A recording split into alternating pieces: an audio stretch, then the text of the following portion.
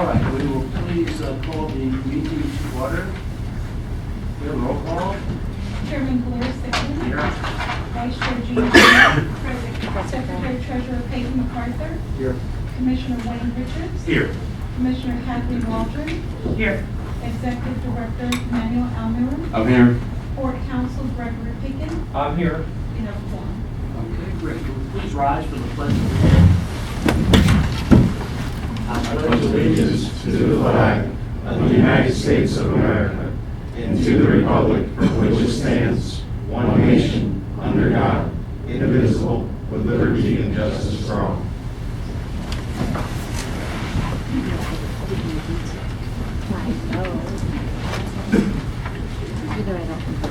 Okay, so the first agenda item, we have elections of officers and passing of the gavel. All right, we'll open it up for chairman, chairperson, now that was here.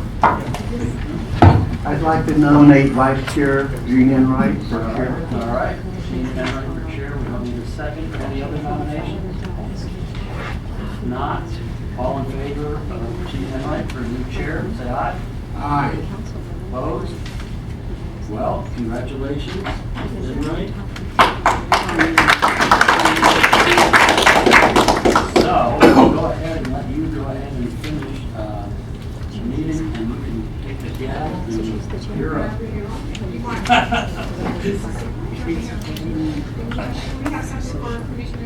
Mr. Sickman has had enough over the years. The car, where's the car? Bring the car in. And we will, That's a, yes, thank you. I told them that I don't need Now, another. we're going to continue with the appointments. Mr. MacArthur, would you like to continue to serve with the city of Revere? Oh, I forgot. You know, I'm right here. Oh, wow. Mr. Sickman? Yes, Peyton MacArthur for vice chair. All in favor of Mr. MacArthur, please say aye. Aye. Congratulations, Mr. MacArthur. Unanimously, you are now the vice chair. Now, the next position is secretary treasurer. Madam Chair, Yes, sir. I'd like to nominate Catherine Waldron. Any other nominations? There are none. Thank you, Ms. Waldron. All in favor, say aye. Aye. Congratulations.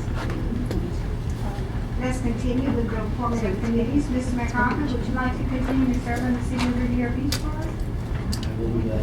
Thank you. And Ms. Waldron, Transportation and Creative Agency, would you like to continue? Yes.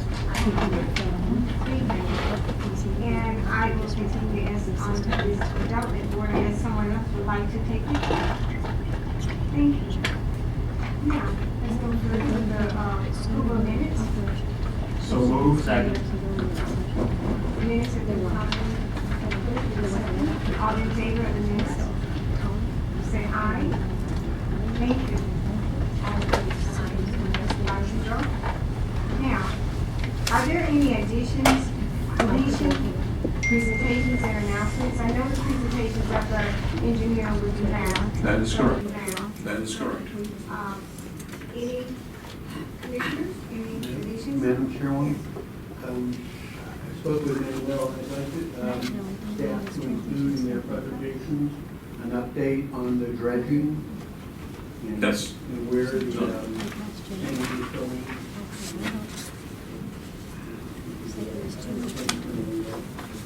Thank you. Any others? I have one. Yes. Would we kindly move J3 up, the re-engagement of the report process? That's a short item. You support that? Yes. Possibly After I2 meeting? after I2 I2. or after consent. Consent? Is that okay? All in Sure. favor? That's fine with me. Appreciate it. Any others? I also have, Commissioner, Yes? I'd like to, first of all, there is an award, presentation award, for someone who's been here for 15 years. That's number one. And we also like to reorder the consent, actually the agenda, and that is to move I2 following H2. meaning the following. Right after the engineering report, Okay, we will I2. then go on to I2. Let's proceed with the consent agenda. Yes. I have some questions about one of G10. Okay, let's start with G10. What's the, who's in charge of G10? Excuse me, we'll have to pull that item. Right, it's pulled, right. Right, we move. Consent agenda. Okay. All in favor of the consent agenda, please say aye. I moved it. Right, we move, where she moves.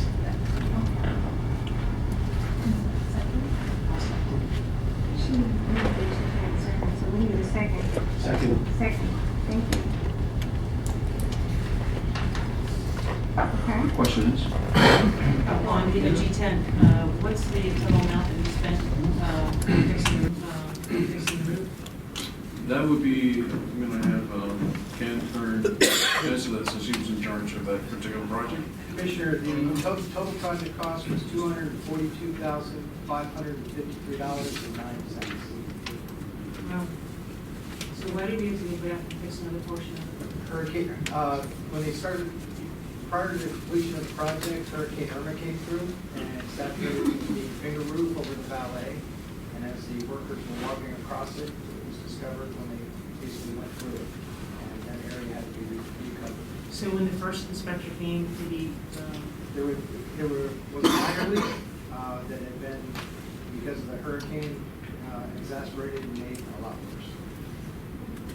Now, what do we qualify for? We're in the process for several FEMA claims for Matthew, which have been approved. The funding has gone to the state. The state just has not released it to the court yet. And we also have a claim in for this specifically for Hurricane Irma. for all of it? Yes, ma'am. Well, for the damage caused by each hurricane. It's two separate incidents, so we have to do two separate. Thanks. do you have any idea when we will hear something from them? How long does it take? FEMA has approved the funding to go to the state. The state has not released it back to us yet.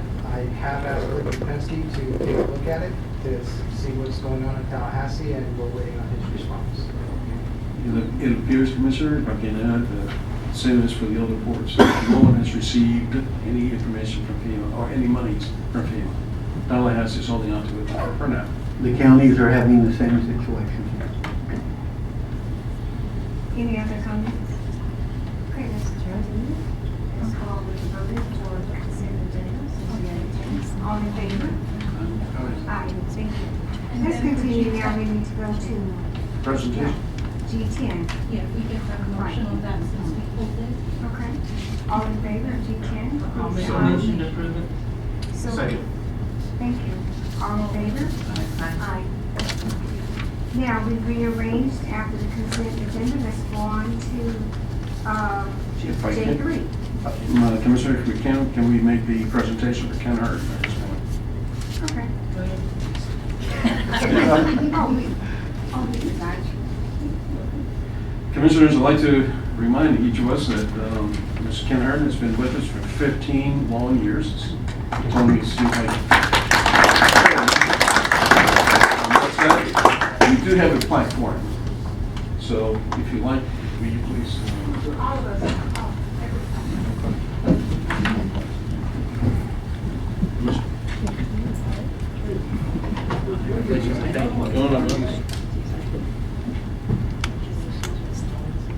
Wayne said you wouldn't last more than 2 years. This is for American Express about that. I have to open it up. Squeeze it up, squeeze it up. Oh, we're not even.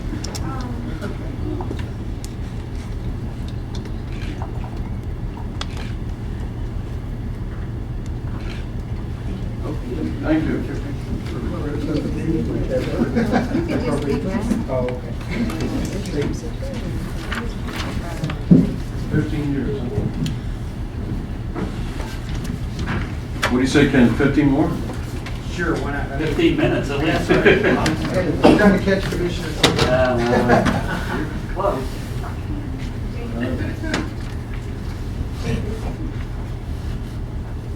J3.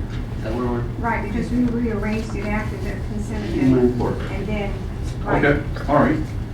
J3 is a re-engagement of the inland port process. I'd like to have Carl come up and make that presentation. Carl, come up and make that presentation.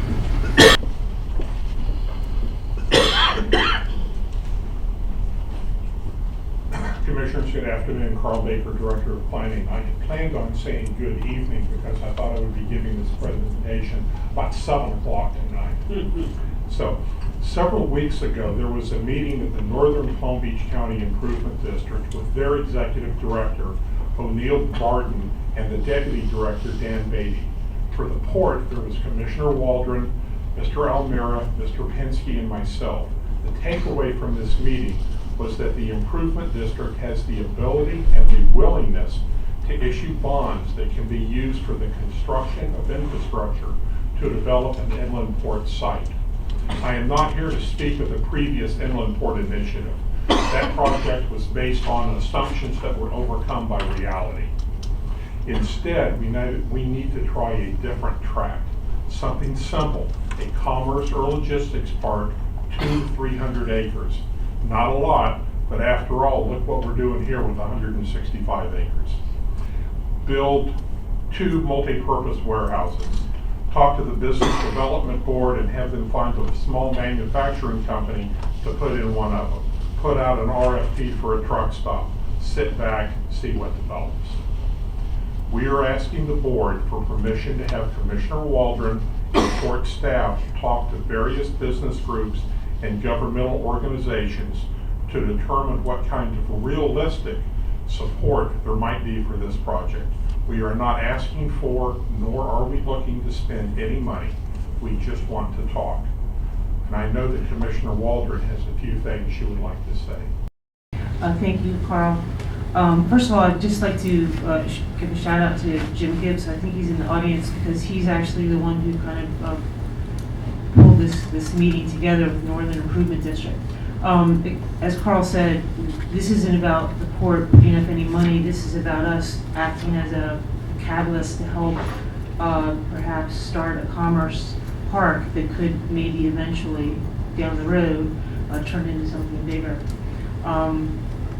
So I was in Tallahassee for Palm Beach County Days last week and was brought into a meeting with the mayor of Belgrade as well as Gaston from Florida, the sugar guys. And they are very much interested in working with us on this.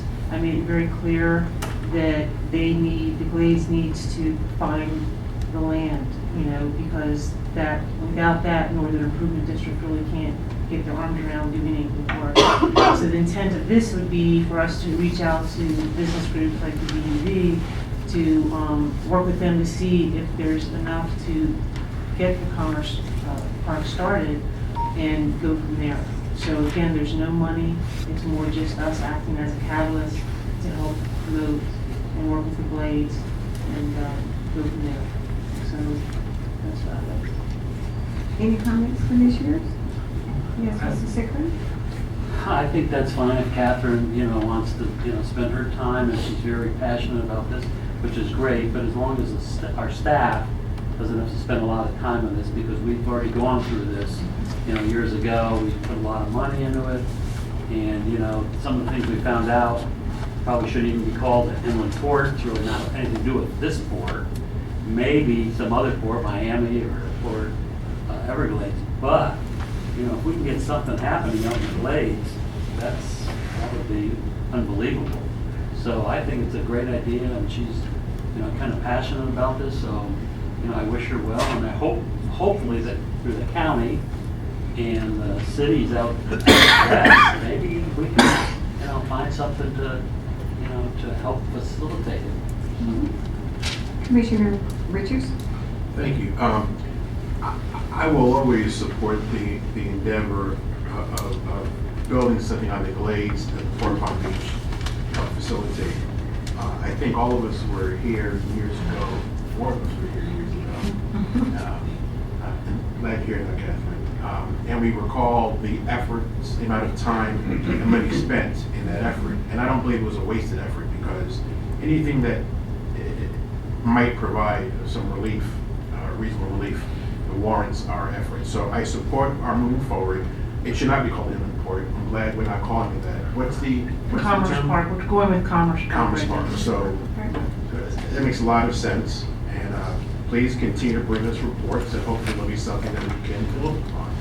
Great, thanks. Commissioner McCarthy?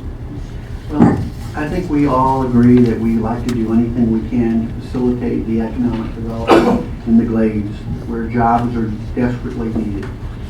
I also agree that the Port of Palm Beach really doesn't have anything to do, we don't have anything to offer in this regard. Inland Port or Park of Commerce or whatever we want to call it, it needs three things.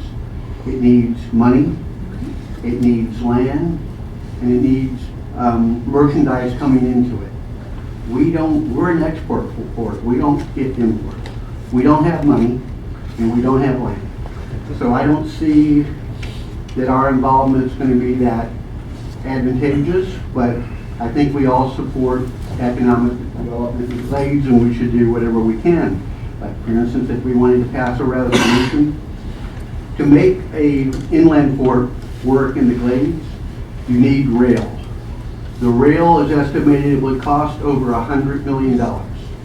I doubt that the Northern Improvement District or any other district in the county is going to fund that type of enterprise. That can only be done by the state and FDOT. And I think ultimately they will do it, but they will do it on their own timetable. But we should facilitate. So I agree, Catherine, do your best, get their attention, but I think the state is really where the funding and the resources have to come from. Thank you. If I could just add something to that. Thank you. As we know, part of our mission is to promote economic development within our district. So, Glades is our district.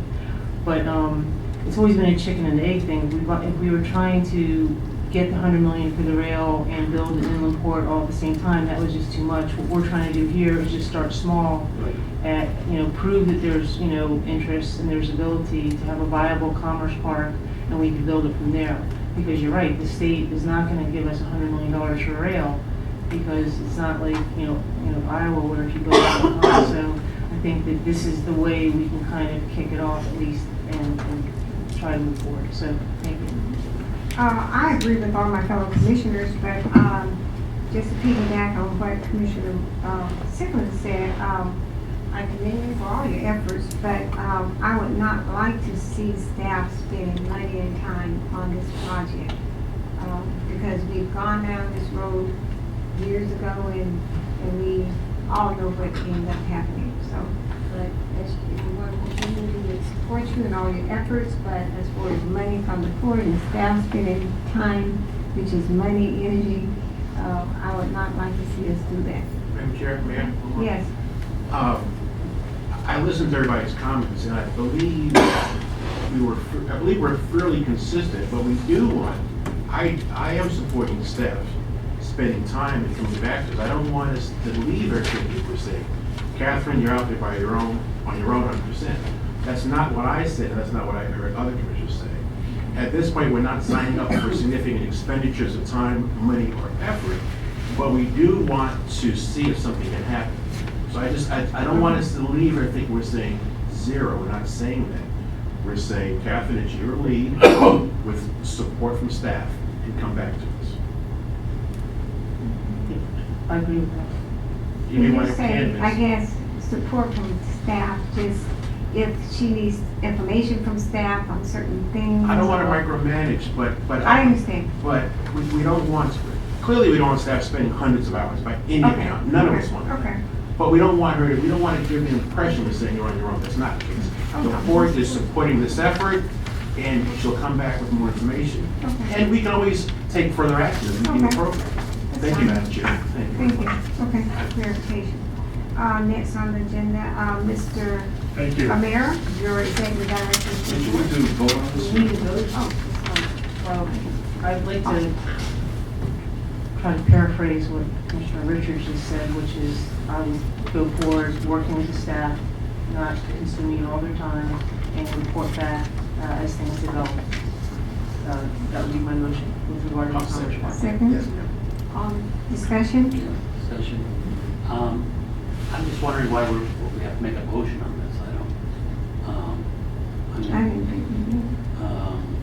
I'm really, doesn't make sense to me unless it's something that our From staff. from my point of view, Commissioner, let's just make it official that it was in fact passed, and we all agree. We have our marching orders, we know our parameters, and we can live All right, as long as you can live with it. Yeah. Okay, that's All right. fine. All in favor? Aye. Thank you. Passes unanimously. Thank you. Mr. Mayor? Thank you. I'd like to start as soon as my better half gets on the keyboard with my executive report. All right. Commissioners, I had the foresight to do exactly what Commissioner McCarthy had requested, which was an update on the maintenance program. Just to give you a couple of tidbits of information, the Palm Beach Harbor Maintenance and Advanced Maintenance Dredging by the U.S. Army Corps of Engineers contracted Weeks Marine Dredging. The timetable started back in December 4th, and they completed on January the 11th, 7+ weeks, give or take. The volume of material dredged at the entrance channel, they had planned for 47,000 cubic yards. They actually dredged 49,000 cubic yards. On the turning basin, meaning north to south, the plan was for 32,000 cubic yards. The actual amount is pending the survey. The settling basin, when plans again was 151,000 cubic yards, they actually went ahead and dredged 203,000 cubic yards. I'm happy to say that all the dredge material was placed in the permitted beach disposal area south of the inlet, in other words, in Palm Beach Township. The final survey by the U.S. Army Corps of Engineers is expected to be delivered by the end of next week. I will tell you that out of all my experiences, out of all these dredge, this one was stellar. They came in, they did their job. It was not any major interruption, even though some of the pilots were concerned on one particular day. But again, it went without a hitch, and I'm really, really happy, and I think we're all going to be very happy with the results, which we will know by next week. Moving on, Commissioners. Southeast Hay Distributors, we finally have a space assignment for our Southgate warehouse. That's on the easternmost side. This project began back in August of 2016. They came to us, and we have been working with them. The problem, or I should say the challenge, was they didn't need the entire space, but now they feel as if they have, and they will, and therefore we went ahead and did this space assignment. They continue to display a high level of interest in establishing this warehouse, as I mentioned, and from the port, they will be sourcing local businesses as well as international. Good news, even better news, they are also looking to lease an office at the port. We think we can accommodate them in Southgate. I have a question. What is the source of the name? Is it from Western Palm County? Yes, it is. So I've been told, listen, Southern Pacific Cannabis. Okay. hey, hey, Ask the same question. Commissioner Walter? hey. Are they export?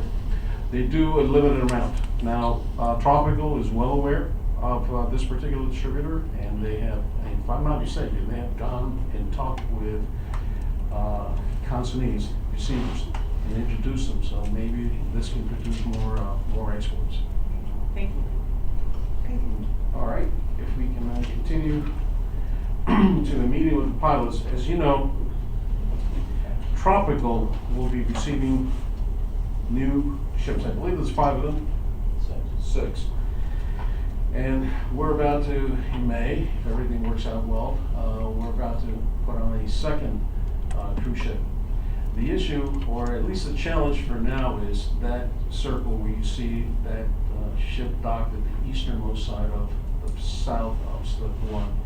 We're working rather friendly, very enthused with Tropical ourselves to see how we may be able to accommodate a larger ship in the event that this is where Tropical decides to dock the vessel, along with, of course, our second passenger vessel. Everything is good so far. The pilots have been involved with us in this particular quest, and we should have more information by next month. And I'll bring that up during our next month's meeting. All right, next, as we all know, the grand celebration came back, and just to give you a bit of information, it came back on December the 23rd, and for the month of December, they had a passenger count of almost 12,000 passengers, valet of about 1,500. Through January 12th, the passenger count had gone up to 14,351, and the valet has gone up to 1,834. So total, since it came back, 26,161 passengers and a total number of automobiles of 3,365. We really missed these numbers, so we're glad they're back. All right, what else do we have? Yes, there's received a email recently from, out of all people, Eric Call from the county, letting me know about this particular film crew. They would like to come down here sometime in the month of February to finish a documentary. They have gone ahead and filmed I didn't know this, but in Nantucket, there is a similar bunker, and they would like to take a look at ours and sort of film and make a comparison. I have gone back to them, and I have said, just let us know when, and then we'll make it available to them. They are aware that the bunker is closed, and that we simply hold the key. Excuse me, Commissioner Sickles? There's a similar bunker where? Well, it's In actually, Nantucket, Rhode Island, is what I'm hearing from them. Nantucket, Rhode Island, is what I'm hearing from. okay, so then, I was at Trump International Golf Course, and there's a bunker there too. Oh, well, this is up in, That must be something new for Donald Trump, that's not over there. He just built it. My understanding, this was the only one in the country doing the Cuban Missile Crisis. perhaps that's the distinction.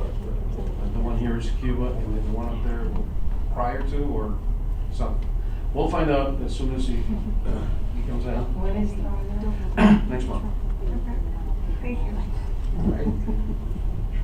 What else do we have? Oh, well, we had recently had the NLK, and that was the Right. that was a parade, of course. I'm sure you had a good time. Good turnout, Commissioner? Yes. Perfect. Mr. Almira, what kind of car did she ride in? You gave me a mistake. She rode a used Mercedes. there? Use Mercedes. Moving on. All right, events commissioners, this time of the year, of course, in the end of January, we have the AAPA Planning and Shifting of Trade. It coincides with the Florida Ports Council and FESTED meeting up in Tallahassee. Carl Baker will be representing us. I have a scheduled appointment to do something else. The AAPA Public Relations in Mobile, Alabama, it will be in the month of March. The Smart Port, again, AAPA, Oakland, California, March 6th and the 7th, and the AAPA Spring Conference in Washington, March 20th to 21st.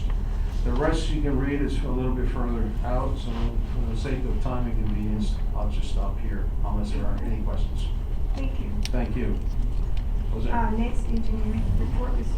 Jose. Yes, excuse me? Manuel, I didn't want to interrupt you, but all too often we have an adversarial relationship with the town of Palm Beach. It might be advantageous to either do a press release about the sand transfer, or to write a letter to the town of Palm Beach to let them know that we were very pleased that the dredging of the port allowed the Army Corps to deposit the sand on their beach. We'll do Because that's a both. very important thing to the town. We'll do both. Also, Mr. Merrill, also add the price, the cost if they had to purchase the sand and have it placed there. Good point. Thank you. Thank you. Engineer?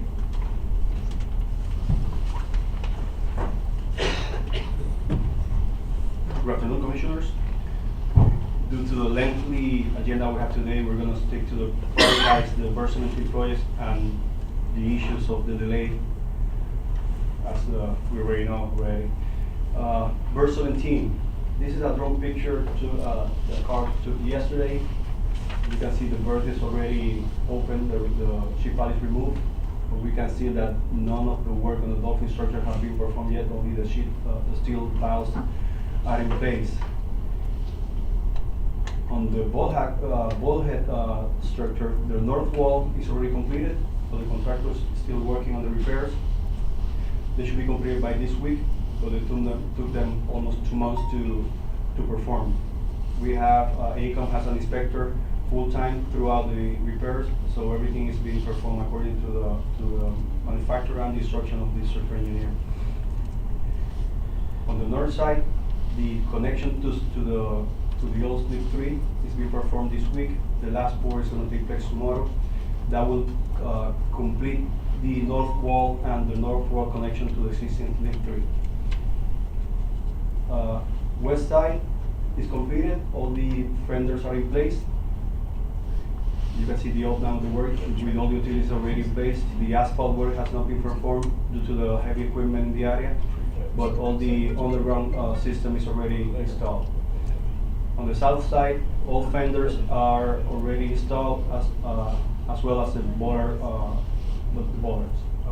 Concrete structures, but the one east, which is the one furthest in the photo, the piles did not meet criteria. By that, I mean that the design criteria for each one of the piles was to have a capacity of 800 cubes.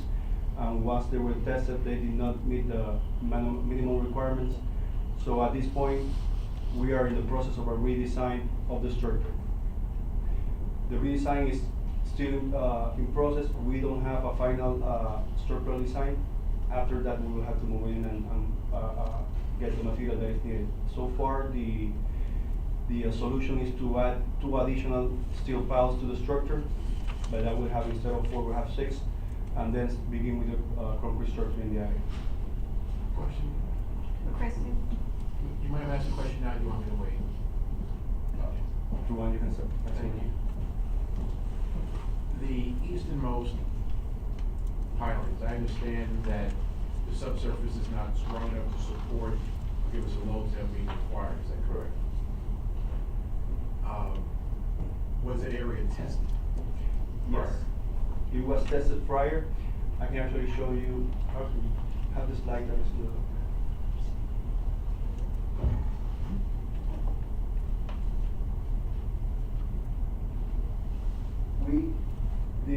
there were 2 borings that were performed prior to the design. Boring number 1 was actually performed between the structure, the middle structure, and the one in the east. The one in the east is the one that did not meet the design capacities. So those are the 2 areas that were actually tested before the design. So the B1 boring, Correct. is that sufficient for those 3 dolphin structures by testing the subsurface at B1? Shouldn't that have been sufficient in the area? During the design process, the structural designer decided that only 1 was required for them to get to the required information to do the design. How it looks like right now is that the material that was encountered below the dolphin structure number 3, the one on the east, did not match the boring material that was tested before. So that's why we don't have the required capacity. So with the B1 and the B2 borings, was that to test the subsurface for the dolphins and for something else at B2? Why would we test at B2? B2 is basically, since that area was going to be dredged, I think that it's good to know how the material that we encounter, if we encounter rock or not, so what would be the difficulties to dredge to minus 28 feet as required. On the land side, it was basically to know to design for the capacity of the piles to hold up the dolphin structures. If it was enough only to have 1 boring, but 3, we are in the discussion of it right now, why it was decided to have one instead of three in each one of the locations of the dock structures. All right, thank you. Well, just to follow up on what Commissioner Richards was saying, so with regard to B1, is that just typical? You just do one boring and then that's good for all three, or is that just a call of the engineer? Actually, it's a call of the structure engineer. He can actually decide to have one boring in one of the structures, or assume that one was enough to decide the three of them, like it did in this one. So it's a call of the structure engineer. In this case, it did not work out for us. Right. It did not require. Correct. Okay. Continue. Oh, I'm sorry, Commissioner Alejandro. Just a question. You mentioned we were doing the redesign. Isn't AECom doing the redesign, or who is actually doing the redesign? Yes, AECom is doing the redesign right now. Actually, we'll have another sit down during the next week to finalize what would be the final product of it. But yes, they're working on the redesign right now. Okay, and when will we know if DEP is going to give us a temporary permit? Once we know what the redesign will require, and we know a timeline of when, if it's to add 2 additional files, and we know when we're gonna do the driving of them, we're gonna require DEP, based on that timeline, the dates of we want them to raise the MAPI restriction period. Right. But in order for us to go to the DEP, we have to find out first how many files we have, do we need, and when we're gonna do it. Hopefully, we get the approval to do them. If not, we have to wait until April 1st.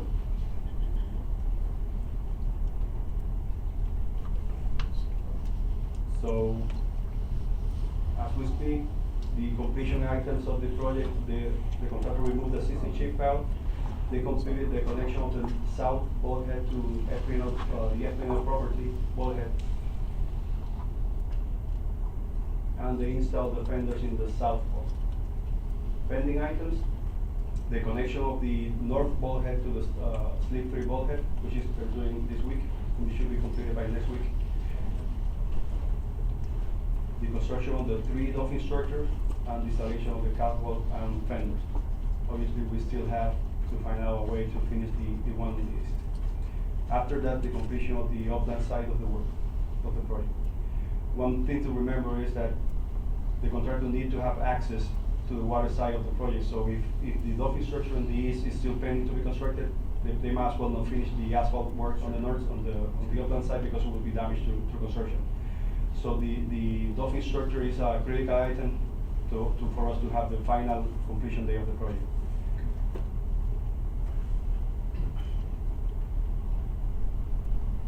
Any questions, Andrew? Any questions? Let's continue with I2. I2, based on the information that the contractor has not completed the project, and the completion of the completion have been shifted down the line, AECOM has requested the court for additional work orders in order to continue with the construction engineering services throughout construction.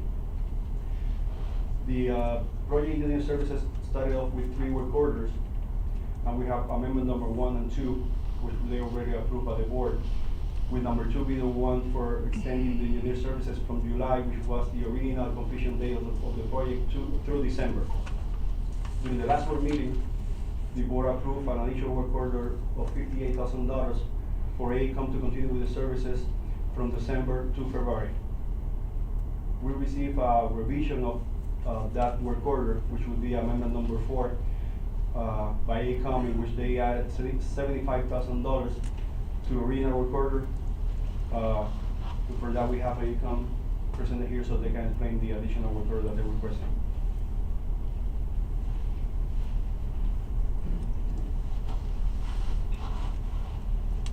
Good afternoon, Karen Brandon with AECOM.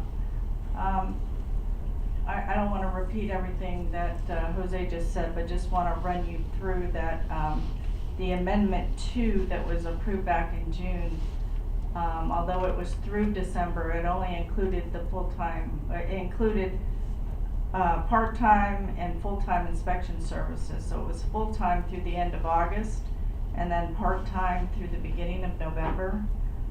which at that time was the substantial completion date.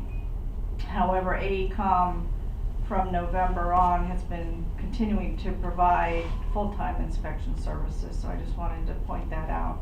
We budgeted for 16 hours a week, and we were providing full 40 hours a week. And the Amendment 3 that was approved last month carried us through the engineering services, but there was a mathematical error in the spreadsheet. The hours were included for inspection time, and the dollar amount was included, but it wasn't carried over to the total. So I take full responsibility for that, and I apologize that we have to bring this back in front of you for the inspection services. I just want to make a comment. I remember discussing this in our last meeting, and I know that PSA was working for the port at that time, and they recommended full-time inspection service, and you all came back and said, no, we don't need it, we can do it for less money, and blah, blah, blah, and then their engineer came back and said, no, you're not correct, you're gonna need to have certain things. You all threw it back, now you are coming back and saying, well, they're right, and now you need to add the money to it. And I guess we have seen so many change orders now, because when we talked about this, discussed this last year, you were not in need of any additional funds, because you said you could do it for half-time inspection, you didn't need full-time. So now you found out that you were wrong, and now you need full-time, you need the money back.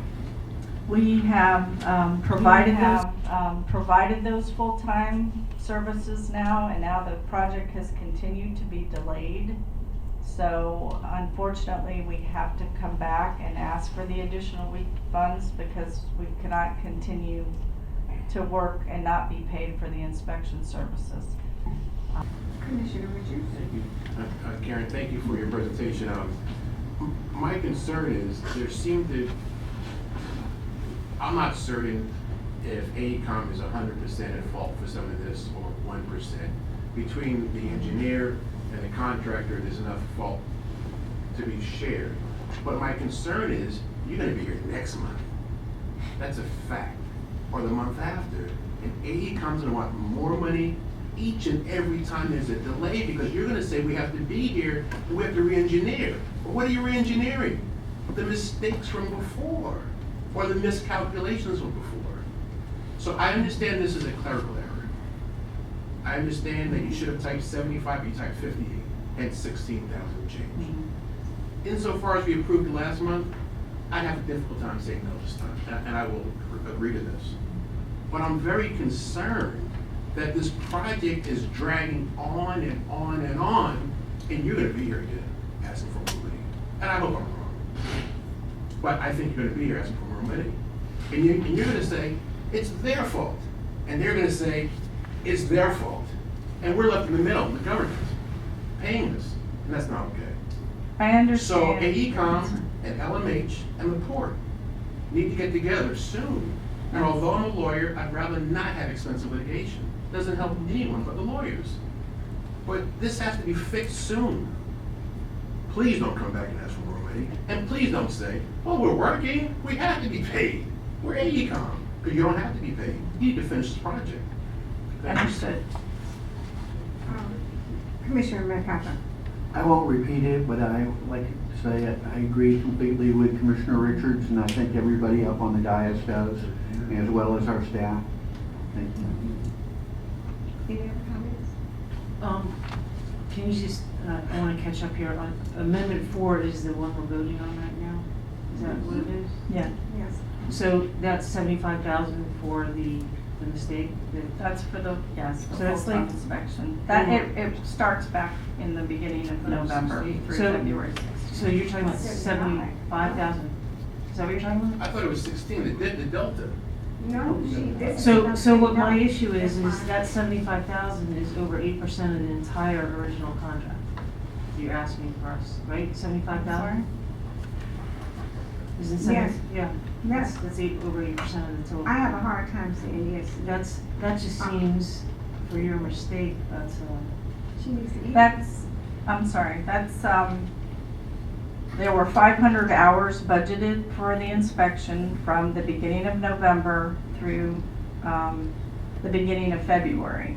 And then more recently, the contractor's schedule got pushed back 2 more weeks. The most recent schedule is to February 16th.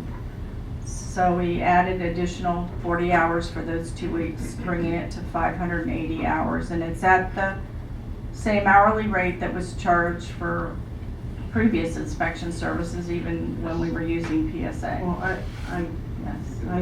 I have a hard time with this. Any other It's comments? over 8% of the whole I- contract. I was incorrect. It's I not- have a no, it's over hard 16. time saying yes to this. Commissioners, I would vote no, because I would like for AECom to go back and reevaluate it and do it right, get it right, and someone else has to eat this cost up. I cannot vote for this. I would agree with the chairman. And I'm Well, very, not. I'm retracting my comments. I'm sorry, this is not discussion. I'm sorry, Commissioner Richards? I was mistaken that the delta, the difference was 16, it's 75. I will not support that unless Blair can melt some iceberg. You got a long way to go. All right, Do it. well, we've got to get the project finished. We can't, he can go off, off the job. And if we all realize this is gonna end up in litigation anyway. So whether we pay him X amount more today, it's all gonna come out when the project's done. I mean, obviously, we're gonna probably be in court and, so for someone to decide who screwed up on this. So, we just need to get this finished and let's worry about, the money when we go to court. But we say that, Excuse me, Yes. Commissioner. we say that every month, and then there's another bill coming. So at some point, I'd rather give this money to our lawyers than to AECom. Yeah, but we gotta get the project finished. Well, I mean, I just think they Listen. need to finish it, anyway. Thank you, Commissioners. Let us hear from Mr. McNabb. Yes, Yeah. yes, Madam Chairman, I'd like to, I guess, agree with what Commissioner Sickland said, that we provided wording for this work order that indicates that it's without prejudice to the port. For looking at this, at the end of the day, who's right, who's wrong, who owes who money, and we've provided that language to protect the port so that this can be approved without prejudice, so that, as Commissioner Sickland said, at the end of the job, then we can say that was properly paid, that wasn't properly paid, and look at it both from the contractor side and the engineer side. But that way it allows the project to continue to completion, and hopefully the engineer and the contractor will, as Commissioner Richards said, get together here and get this project done so that we're fighting over less amounts of delay issues and cost to everybody. But as Commissioner Sickland said, it is important that we finish this job, and I would recommend that it be approved with the language that we have provided, that is without prejudice to the port's position when this project is completed. Thank you to our most esteemed litigation counsel. Very esteemed, that's a fact. Boy, I sound like somebody else that looks into too often, choose me. But you are esteemed. And everything that we end up paying is subject to potential litigation. AECom is going to have to do right by us. I will not support this, and I hope we have some backbone on this board and tell AECom, do your job and do it now, and we'll see you when it's done. And should AECom care to walk away, then we'll call our litigation attorney. Commissioner McAlpin? May I ask Ms. Brandon a question? I don't mean to put her on the spot. I agree with both sides. My question is, and I don't know if you can answer this, if we vote, as it looks like we will, not to approve this change order today, what will the result be? What will AECom do? I can't speak for our higher ups, but I would think that since this specific amendment is for full-time inspection services, that I'm not sure we'll be able to continue that or not. We could continue to work off the budget that we got approved last month for engineering services, but that continues to involve review of submittals and RFIs and all of the above services that are still required to complete the project.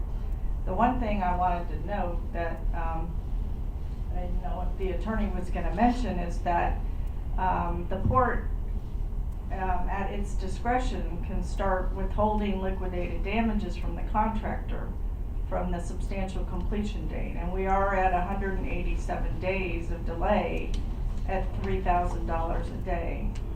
So I was anticipated that the payment would eventually be worked out with the contractor for those. Commissioner Sigrid? Yeah, I'd like to hear from Manny and Jose and just give us the, if we don't approve this, which is, believe me, I don't want to give them another penny either. But, but I mean, it doesn't matter. We'll probably get billed again, but like I say, putting my thinking cap on, I said, boy, we've got to get this done. I don't want to pay them another penny, but the rational side says, look, get it done. I'm pretty certain that when this all comes to an end and we go to court, that we certainly will get our money back. But I'd like to hear from Jose and our executive director. If I may, I outrank you, so I talk first. Okay. How about this? Look, we saw in the previous slides that the job on the land side is, well, not the land side, but the berth is somewhat completed and things are going a little bit slower. I just thought of this at first, as Commissioner Enright mentioned, that AECOM had come to us and said, well, we need a part-time inspector. Then they switched to a full-time inspector. But what if we go back to a part-time inspector? Now, it's not gonna be 75,000, I get that, and I'm flabbergasted as well. I thought it was 16, to be honest with you. But what if they go ahead and now they only charge us for half-time inspector? Is that 35,000 on top of the 58? That's a little bit better. So I like to throw that out, and maybe Karen can answer it. But overall, commissioners, I will tell you, this is going beyond the belief that here it is, and now it looks like March would probably be a somewhat optimistic day for them to finish. They should have been completed back in June. You've heard the story. Then it was September, and then it became December, and now we're looking at March. That's my opinion. Commissioner Richards? Sure, I'm glad the engineer said we can go after the contractor for liquidated damages. We knew that. Sorry, we knew that. Counselor, can we go after the engineer for liquidated damages? Counselor, does our contract provide for liquidated damages against the engineer? We don't have a liquidated damage provision against the engineer. All right, thank you. I just wanted to understand the other half. I don't know who's wrong. I just don't know. Commissioner McAuliffe, did you want to speak? Okay. Okay, continue. I just would like to add a comment that this work order only goes through February 16. And based on the last update, we know that construction is already delayed. We know it's going past February 16. Most of the fact that the redesign of the office structure is still in process. So we might as well, probably as Commissioner Richard mentioned, probably AECOM will come back next month because the project is going after February 16 deadline date. Commissioner Walden? Yeah, so, this was an AECOM error, right? I mean, so you, correct, you just. The spreadsheet, yes. So you wanted us to make you whole from your error, The dollar amount, the hours were included. but you're just The dollar asking for amount- 100%, you're not cutting any deal because of your mistake, you want 100% of your mistake. Yes. So you're not gonna That's cut what us we're- any, there's no negotiation? That was actually for full-time since the. My question is, so you're not negotiating, you're not taking any hit for your error, you're asking us to just come up with 100% of the money? Yes, that's correct. Commissioner Sigrid?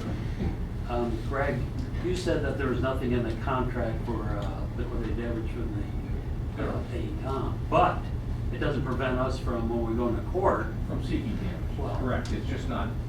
Right, but, Yeah. yeah, who cares if it's in the contract? We're still gonna be going Yeah, after it. right, it's not You know, a liquidated- anybody we can to get our money back, Right, so. a liquidated damage amount is typically an amount per day until something is finished. So there's not, that would not have been appropriate in this kind of contract. Right. But there are damage provisions. Absolutely. Okay. So, like I say, you know, when this project is open, because if AECom walks off the job, we're all, the five of us, they're gonna look at us like, you know, after years of, you know, screw-ups, why would you let them, you know, walk off the job? So, I've been around a long time, I think, we gotta let them finish, and that, you know, when we go to court, I'm telling you, we'll get our money back. Thank you. Call question, motion. So would you consider, since this was your error, at all cutting, splitting this in half? Commissioner Waldron, I don't have the authority to cut the dollar amount back. That would have to go back to the managers in the Ports and Marine Group. We could certainly consider if it's the desire of the port that we reduce the services and cut back the hours to less than full-time from here going forward. We could certainly do that. This is a time and materials contract, so whatever we don't use, you don't get invoiced for it. Time charge. Mrs. Brandon, I guess my big question is, although you're cutting back the hours and going to half-time again, you will not complete the job. I mean, it's gonna take you longer to do the job. Because if you're asking for all the money, and I guess I have a problem too, because of the fact you're penny diamond nickeling us for everything, and the millions of dollars and the hundreds of thousands of dollars we've given this firm, and they are saying they need $75,000. This is unbelievable. Go on. I would suggest that one or two things happens. I'm willing to make a motion, we know that'll be, or we can do something softer, we can defer this and allow AECom to take the executive director's suggestion and go back and rework this and bring it back. They will not walk away from the job. Okay, so that might be a nicer, softer way of doing it. By deferring this to the following month, and they can go back and rework the numbers based upon the suggestion of our ED. Good idea. It's a good idea, and then also you can have the idea, you can talk to your superiors and then ask them the question that Commissioner Waldron. May I offer a motion, Madam Chair? Yes, go on. I move that this item be deferred into our next regularly scheduled meeting. Second.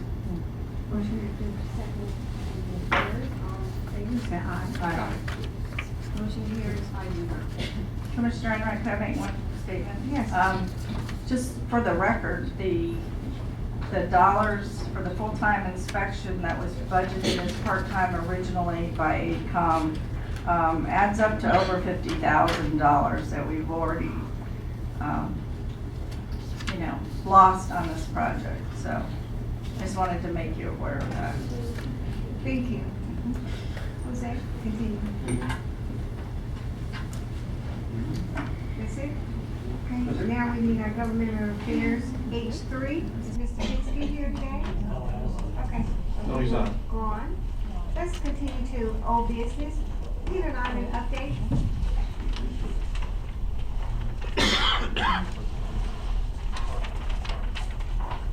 All right, Commissioners, King Island update.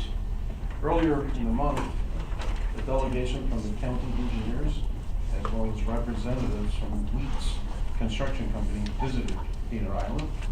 While there, they inspected the condition of the U.S. Coast Guard station and have yet to report their findings. It is anticipated that the report will be ready early next week. Also, this week, as a matter of fact, a new organization contacted us. This organization's name is Classic Sailboats. You have information in your folders. It's a not-for-profit maritime publication and association of the world's largest alliance of classic yacht owners, who are dedicated to preserving the spirit and the historical significance while protecting our precious oceans and wildlife, as illustrated in the high level of interest in preserving this U.S. Coast Guard station. What I have done is I went ahead and suggested that they get in touch with Eric Call from the county and explore each other's synergies to see what they may come up with. But ultimately, this is going to boil down to, again, our county and Palm Beach County and their wishes to either take over or at least notify us of what they are planning on doing. I mentioned a little bit more about I did mention about the independent filmmaker, and what I'd like to do now is also let you know that at the Coast Guard's house and station, we did install an alarm system, and this alarm system is hooked up to Mr. Ken Hearn's phone. At night, he's been consistently getting signs that there are some visitors. And with that, we'd like to show you that we caught them. They're going to be featured.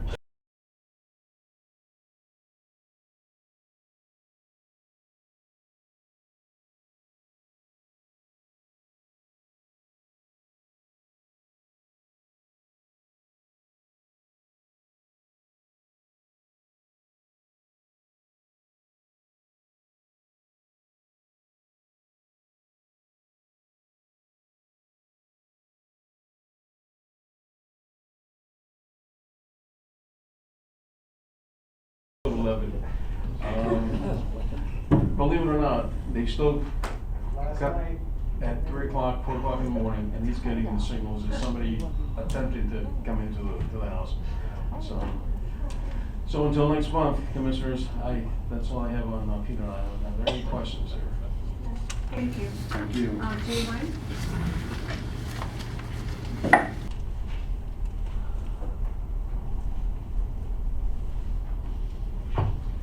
Good afternoon, Commissioners. Paul Zielinski, Deputy Director. Teeters has been a valued tenant of the port for decades. Last year, they grew to nearly $775,000 of the port's revenue. They shipped over 150,000 tons. They reached over 8,500 vehicles being exported, and their container business out of the port has been consistent for years. On June 30th, 2016, their contracts ended. For both the terminal users agreement and the Monarch shipping, both ended on that date. Since that time, they've been operating on a month-to-month basis, but we've assumed and operated as if the contracts were still in force. Increases were made to their rates on both July 1st, 2016 and July 1st, 2017, and we did hold them to their minimums in the terms of both agreements as if they were in force.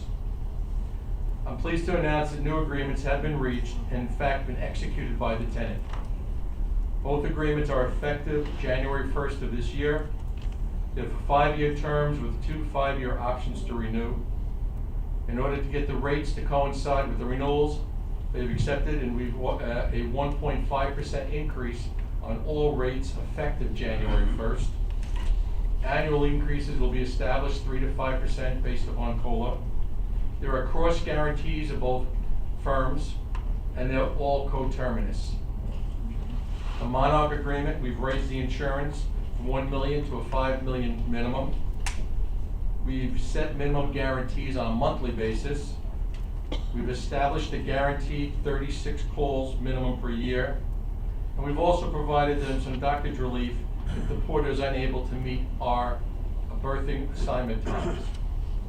On the terminal agreement, we maintain our ability to reconfigure their land if necessary for the port's benefit, and we've provided them the exclusive use of the southern roadway behind their terminal. It's a dead end. It doesn't go anywhere and allows them access to it. Any questions on the agreements? Mr. Commissioner Richard? I'm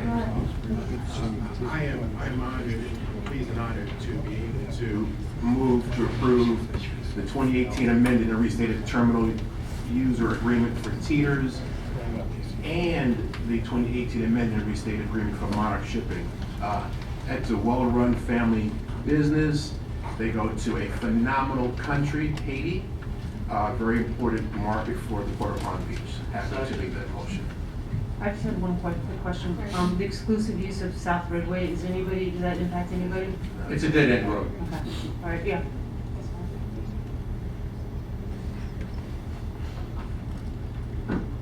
Any other comments? Discussion? Motion? Discussion? Let's vote. All in favor? Aye. Aye. Peter has worked with us Thank you. so well over the years, and we are really honored and happy to have him on as a tenant about. They have always stood by us, and when the father was living, he worked hard, and now they're continuing to be at the Port of Palm Beach. Probably, Commissioners, and now for the main event of the CCA selection process. Mr. Baker, before you start, I would just like to acknowledge former Port Commissioner and Commissioner Priscilla Taylor is in the audience. Also, former County Commissioner, Ms. Addie Greenspan, and we had County Commissioner Mac Menard was here. I don't know if he's still here. Am I missing any other dignitaries or elected officials? Okay, go on, proceed. Thank you. You're about to receive presentations from 4 companies. This was selected by the board from the last board meeting. So the first company you're going to receive a presentation from is going to be EC Fennell Engineering Consultants. The order of presentation was determined prior to the meeting. Everybody drew a number out of a baseball cap. So What kind of baseball cap? a Which Port team?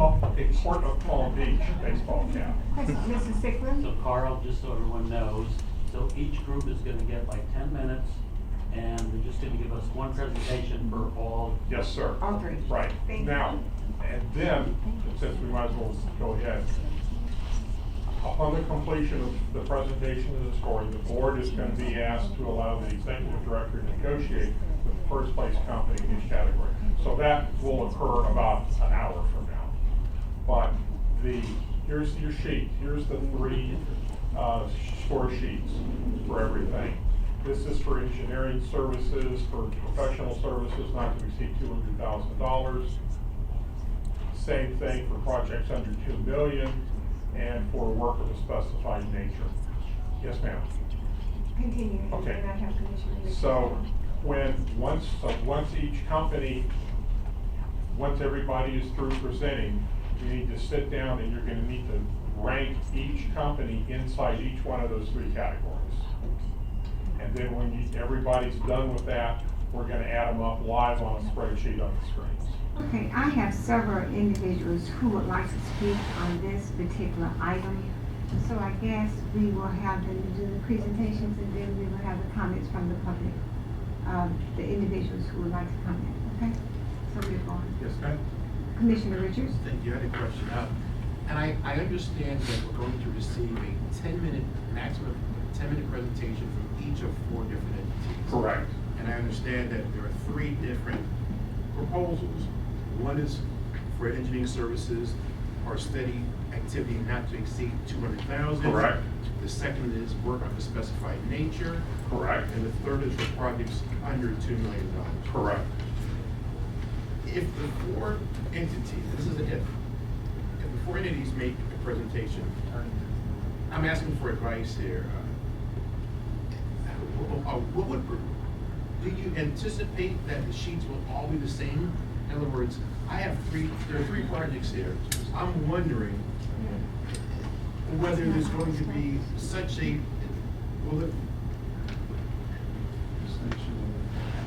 I'm trying to rephrase this in my mind. Why would I give one entity a larger or different number for one of the 3 than the other 2? If you could give me. Theoretically, hypothetically, say one company has a team of 1,000 people that does nothing but economic studies. And we need an economic study. But yet, that same team is never built anything in the water.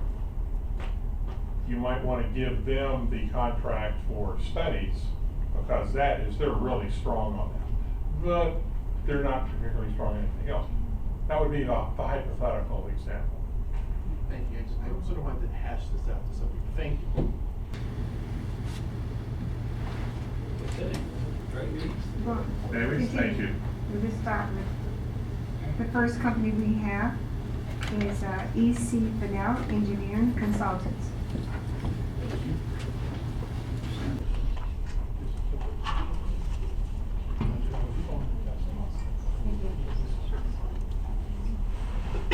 She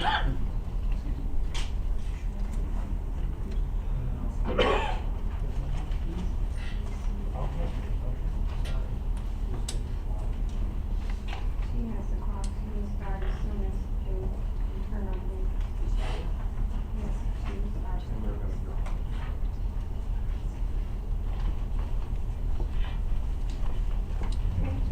Okay. Thank you, let's start the clock, 10 minutes. Good afternoon, and to the board, we certainly appreciate the opportunity to make a presentation to the board on our services. This is EC Fennell, PA. The firm is present, as the figure mentioned, started providing services to the market in 2011. We've grown to a firm of 130 employees, led by 12 PEs, leading disciplines of electrical, civil, and mechanical. Our primary area of service is in utility infrastructure, along with building services. We've been able to provide services here both in the state of Florida and out of the country also. With that, I'll pass it on to Joe. Good afternoon. Why Team ECF? We understand that the port typically has gone to big box engineering firms for their engineering solutions. But we understand that the port typically has not been happy with those big box solutions. We're asking this commission to cruise a new path. A lot of engineering comes from our intimate sized firm. Big things often happen from small beginnings like this. ECF and our culture at ECF, we're able to adapt. Because of our size, because of our intimacy, we're able to adapt and adjust to the port's needs. We have a family environment at ECF. We're not talking Disney World here, we're talking engineering, but where that family environment comes to is it helps to work with somebody or work with a firm during tough times that you enjoy working with. We don't have the layers. We don't have the layers of the big box. We just introduce you to our president. Our president is accessible, and he's accessible to hear the port's needs. And with that said, then we're lean. We're lean, and that leanness allows our employees to understand the company's mission, and then we're able to then better serve our clients. We also know the port. I cut my teeth and grew up in the engineering business working for CH2 and Hill, one of the former port's engineers. I engineered the chiller plant storage, the chiller thermal storage plant out there. I engineered the HVAC for the passenger gangway, and I also engineered the replacement of the 2 chillers on top of the Maritime office building. ECF put together a dynamic team of local, homegrown talent. Please note that each firm that we've partnered with has highly professional, highly qualified engineers in positions that will directly serve the port's needs. Our job, ECF, if so accepted, we will handle all project management duties, we will handle the mechanical, the electrical, the plumbing engineering duties, we'll also perform lighting and security engineering, and we will do study and assessments. Introducing you to the team, Alan Gerwig and Associates has partnered with us, and they will perform the civil structural duties. Alan Gerwig and his team have thorough experience in the port and marine environment. Some of his jobs are highlighted here, but Alan is going to come up and talk about one that he's extremely excited about because it has a lot of the design elements that you guys are used to dealing with in your port. Thanks, Gerald. As Gerald mentioned, we would be bringing the civil and the structural engineering expertise to these projects. And we have a niche in serving industrial clients. It's highlighted one that you'll see in front of you in this photograph. For 25 years, we've been designing these sites, over 40 of these greenfield sites, rebuilds, modernizations for industrial clients. And I brought this up because I think this shows all the aspects of a lot of the things you would deal with here on your port projects.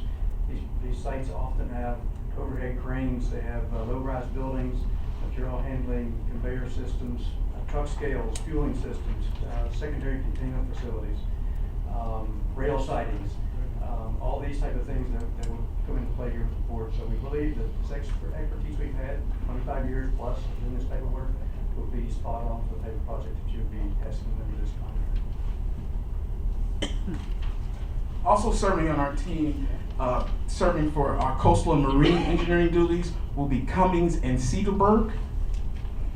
They're here and they have extensive experience. Right now, they have partnered and working with Port Miami on their master plan. Reginald Cox and Associate will handle all architecture duties for our team. Reginald Cox is a local firm out of Delray Beach, Florida. He has extensive municipal experience.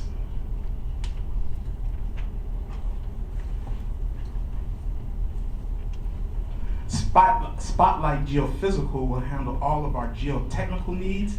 Spotlight Geophysical has extensive marine experience. You can see from this slide here that one of the activities that they are participate in is marine seismic refraction and just regular land refraction also.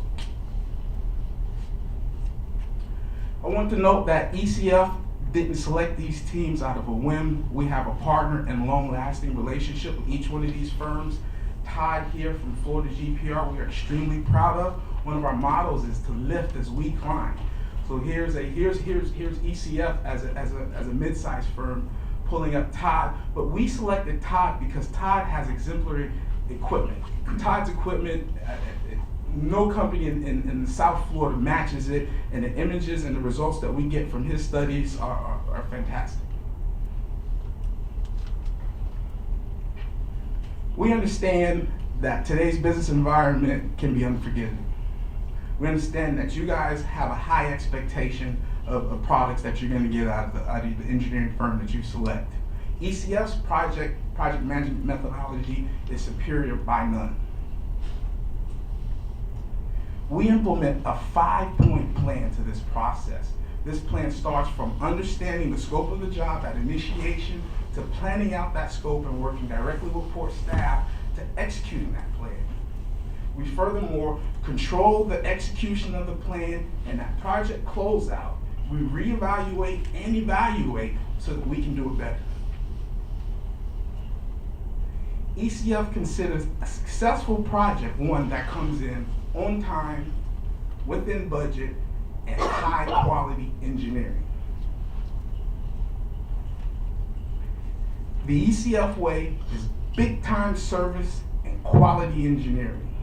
We believe in value engineering, and that value engineering comes from 1, understanding the client's mission, 2, having the best QA/QC process that you can have, and 3, before we ever issue a job, that process is vetted and re-vetted through that QA/QC process. The biggest mistake a small company can make is to think like a small firm. To be where we are in the marketplace today, we had to have a big vision. Our mission is bigger than the bottom line. The big box firms are going to come and they're going to push bottom line. We're going to push our relationship and our quality of service to you. It's a lot of engineering coming from this small package.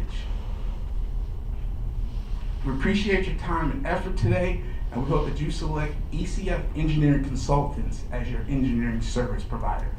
Commissioner Sickman with the question? Yes, has your team changed any since you sent in the original proposals? Has someone been added and dropped? Yes. Who's that? We dropped Parsons.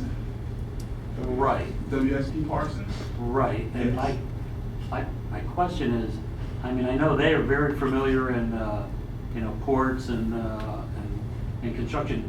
Do you have anybody in your team now, since they're not on anymore, that has done anything at all in the water? I mean, at ports at all, or, I know you could probably do the work, but, since nobody on your team, unless you could tell me otherwise. Oh no, our whole team is. No, I'm not talking about chiller plant, I'm talking about actual, Cummings Cedarburg. Okay, well, you could tell me like, what other ports that you worked with and what you've done. Sure, so we're a coastal marine engineering firm, so all of our projects are in the water. We don't do anything on land. So We've designed seawalls, dredging projects. We currently have a contract with Port of Miami assisting with their master plan. They're updating it to include coastal resiliency and adaptation. We do a lot of sea level rise studies with the parks. We also do work in the Caribbean with international cruise lines, designing berthings for large cruise ships, helping them shape their island. We do a lot of coastal modeling and analyses. So basically my firm does field investigations, engineering design, and then also any sort of marine or benthic requirements that are involved in environmental permitting. Okay, great, thank you. I just have one question for you. You said you're currently now at Port of Miami? Correct. Okay. And you're doing specifically what? We are assisting them with updating their master plan for the port, specifically related to coastal resiliency. Thank you. You're welcome. Commissioner McArthur? Yes, I just have a question. Very nice presentation, thank you. Thank you. And you said you strive to be on time and on budget, but one of the questions we had last month was, what's your record? Have you been on time and on budget in your recent major projects? To answer that question, yes, we've completed over 1,000 projects in the past 5 years for our client base. And during that period of time, we've met, as Joe indicated, not only the schedule, but we brought in a quality project under budget in each case.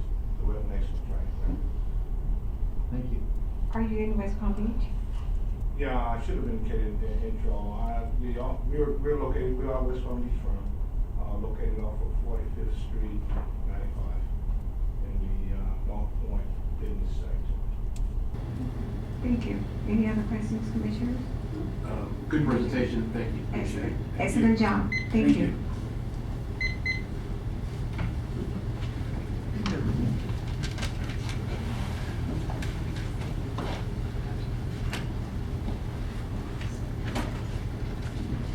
Next, Mr. Baker? Yes, the next presentation will be by Romelio. We need to make sure that everyone states their name. Name, right. Thank you. I will.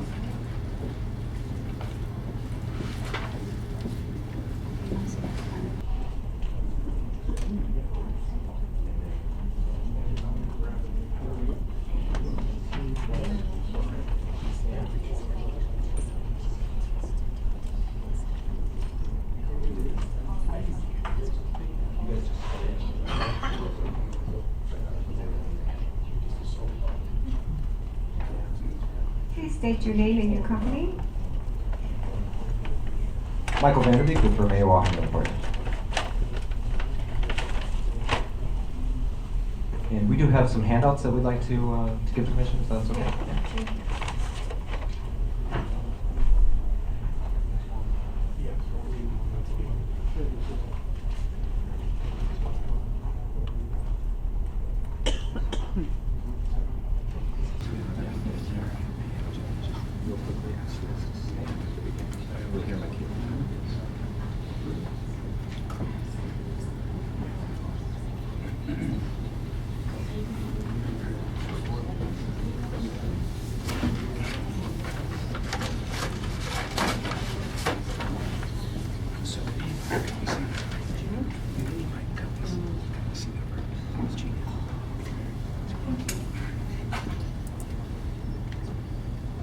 Sir, you have 10 minutes. Okay.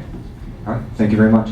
So my name is Michael Vanderbeek, and if Vermeer Walking and Partners is fortunate enough to be selected for one or more of the current projects, then I'll be your project manager. So thank you very much for having us here today. We appreciate the opportunity. Before I get started with the rest of the presentation, I first and foremost want to point out, highlight, you can see on the screens here, what BNA sees as the potential opportunities and challenges facing the sport in the next few years. And the reason I want to start with this is because BNA has more than 25 years of experience in port planning projects, and we always approach our projects from a business perspective, and so it's important for us to understand your markets and your lines of business first and foremost. So in terms of the opportunities up here, Port of Palm Beach has already taken some important steps to address these, to seize these opportunities, specifically as relates to your recent agreements with Tropical Shipping and Bahamas Paradise Cruise Line, but we definitely believe there are other opportunities to look at. And in terms of challenges, the thing I'd like to highlight most here is that Bermeo Ahumil Partners, because of our experience working at almost every port in Florida, certainly all the major ports in Florida, and at other ports around the world, we think we're better suited than any other company to help you meet these challenges. So with that, I want to talk a little bit about who we are. So Bermeo Ahumil Partners as a company, we're a local South Florida-based firm with fewer than 150 total employees, many of which are themselves minorities. And we are 95% minority owned. And we, as I mentioned already, we've worked at all major ports in the state of Florida, and we've done this for more than 25 years. And again, we believe we have assembled a diverse team of local professionals that are going to be able to work on your projects directly and help you meet your needs for the future. And so just very briefly, I want to ask my team to stand up. In the interest of time, since we only have 10 minutes, we're not going to be able to give you formal introductions. It would take too much time. But I did want you to be able to at least put some faces with names as you've seen them in the org chart, and so you can see our team here. Excuse me. And thank you once again for the opportunity to be here.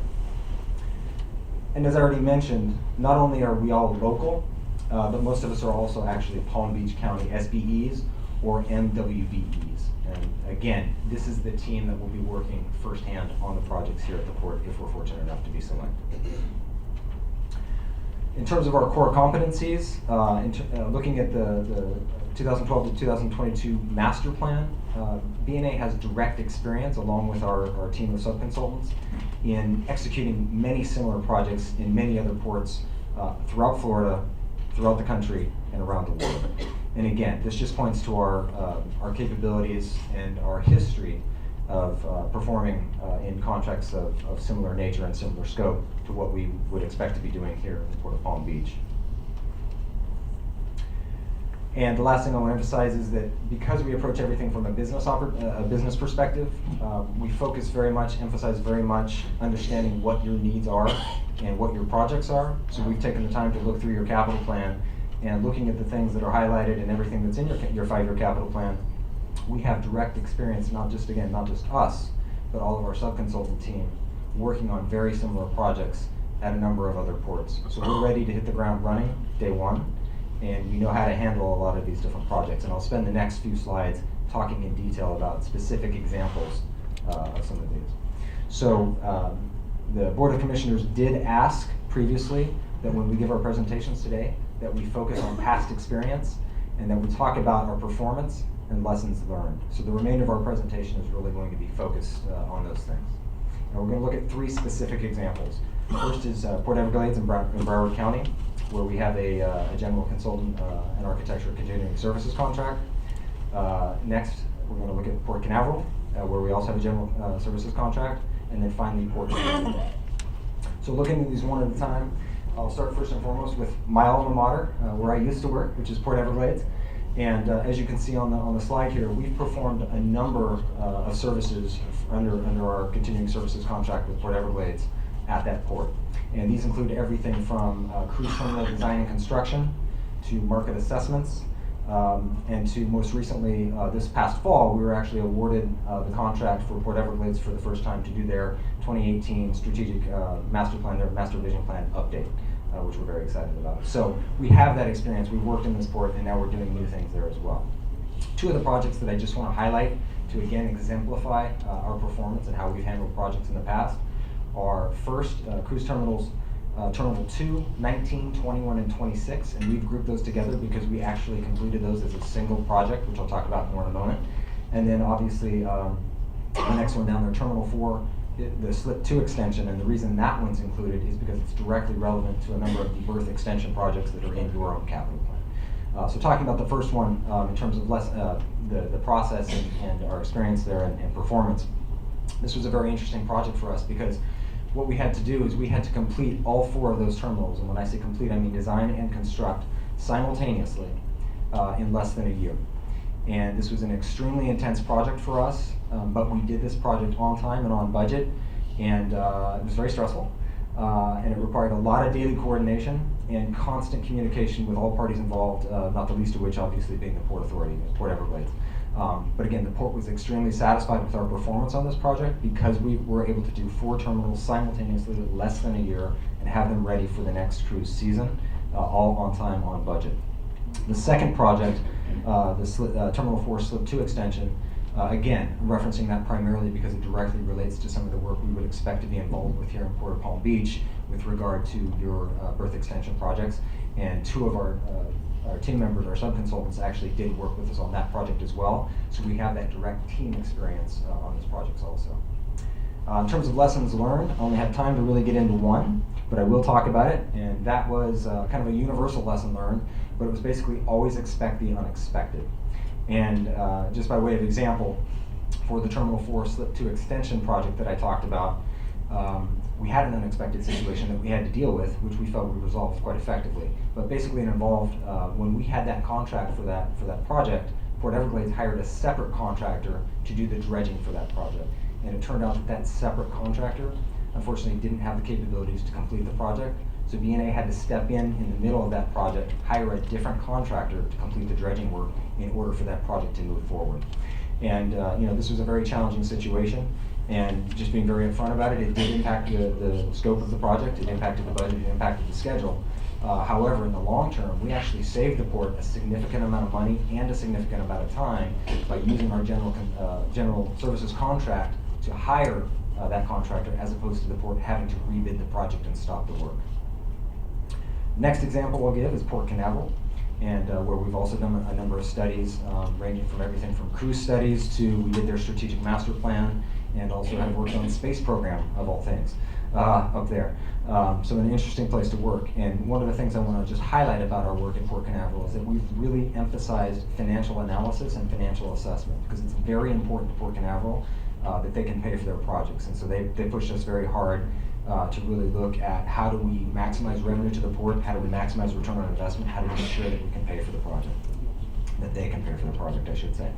In terms of lessons learned, the only one I'll get into in terms of time is the importance of workshops in facilitating real-time troubleshooting of problems. And what I mean by that is we learned the effectiveness of getting decision makers together physically in the same room at the same time, face-to-face, to solve problems. And a lot of times people, when they manage projects, they do it with one decision maker at a time and kind of sequentially. And for us, we found it's far more effective to do things as a group. And the final example that I'll give is Port Miami, where BNA has been working for decades. One of the first ports that we started working at, and we're still working there today. And we've done a tremendous amount of work there. Every project you see on the slide here has been done under our general consulting services contract. And Port Miami is a really interesting port in terms of an analogy to Port Palm Beach, primarily because it's an island. Port Miami has no land. They have the land they have, and that's it. They can't add land. So they're extremely constrained when it comes to space and when it comes to berth capacity. And we see analogies there for the Port of Palm Beach, because even though the Port of Palm Beach isn't an island, you do have constraints in terms of your ability to physically grow. And much of our effort in Port Miami, our emphasis, almost entirely our focus, is on how do you maximize the use of the assets that they currently have in order to make room for new opportunities, even as you keep the current business. So that's really been our focus in Port Miami. And in terms of lessons learned, the one lesson learned that I just want to mention for Port Miami, which I think is directly relevant, is that it's really been a case study for us as a port planning, architecture, and engineering firm in seeing and seizing opportunities that aren't immediately obvious. And 2 examples of this are we were able to successfully compete for and get a $25 million Tiger grant to support their on-port rail infrastructure. And this is something that we did the research on, we suggested, we did the application, and we got the federal dollars to support that. So we are very proud of that. Thank you. Okay. Any questions, commissioners? Thank you very much. Commissioner Richards. Thank you. Thank you for the presentation. The whole presentation was very good, very informative. My ears particularly perked up when you spoke about how you workshop problems. When you see that it's a problem arises, you bring the parties together. How have you done that, and how have you done that with the knowledge that there might be ensuing litigation? With the knowledge that there might be ensuing litigation. Well, I have a team here that I can defer to for examples of different projects, perhaps that they've worked on in a similar fashion.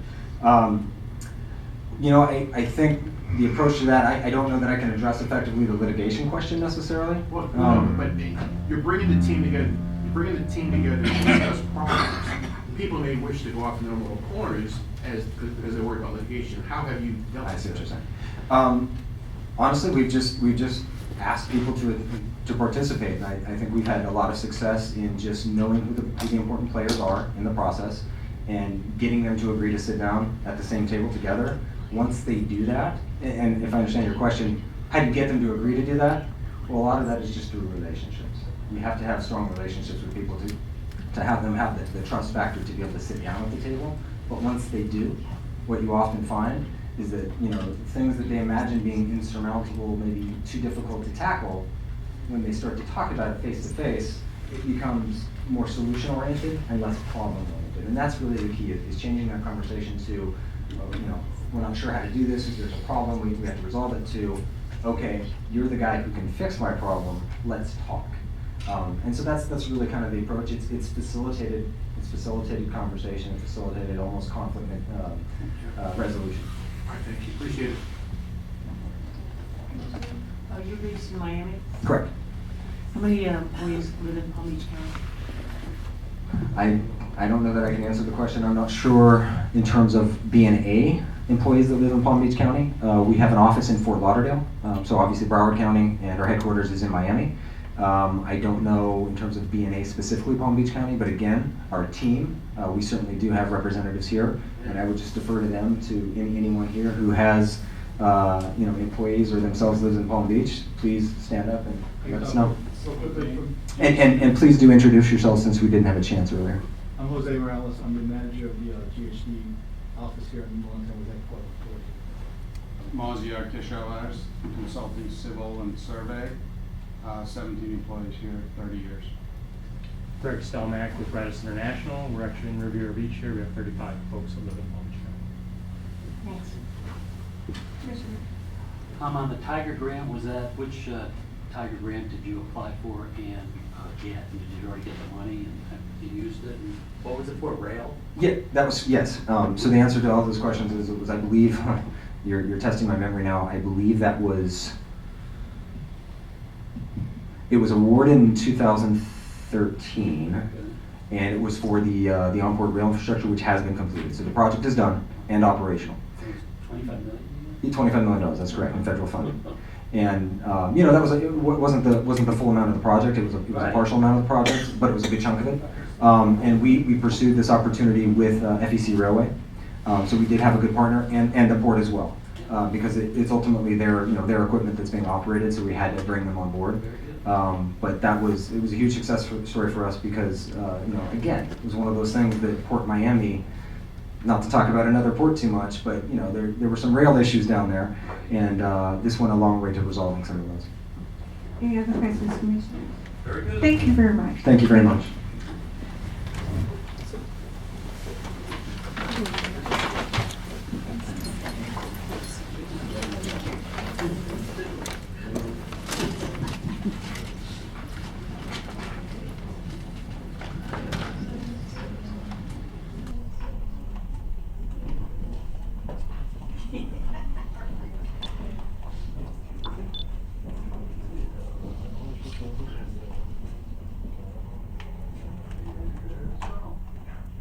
The next presentation will be by HDR. They're out in the hallway, they're on their way out. Thank you.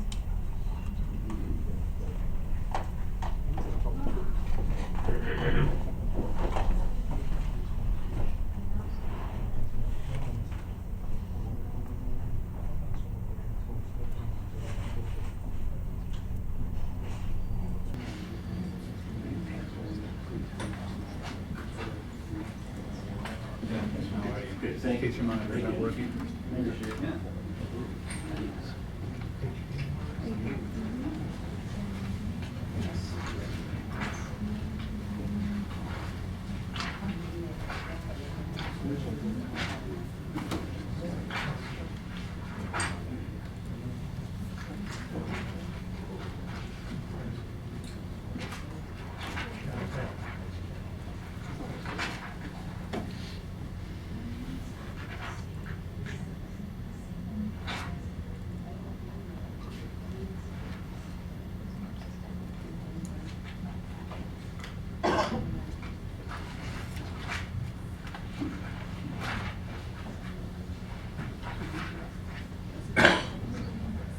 please introduce yourself, and you have 10 minutes, sir. Okay, they're just giving a presentation on this.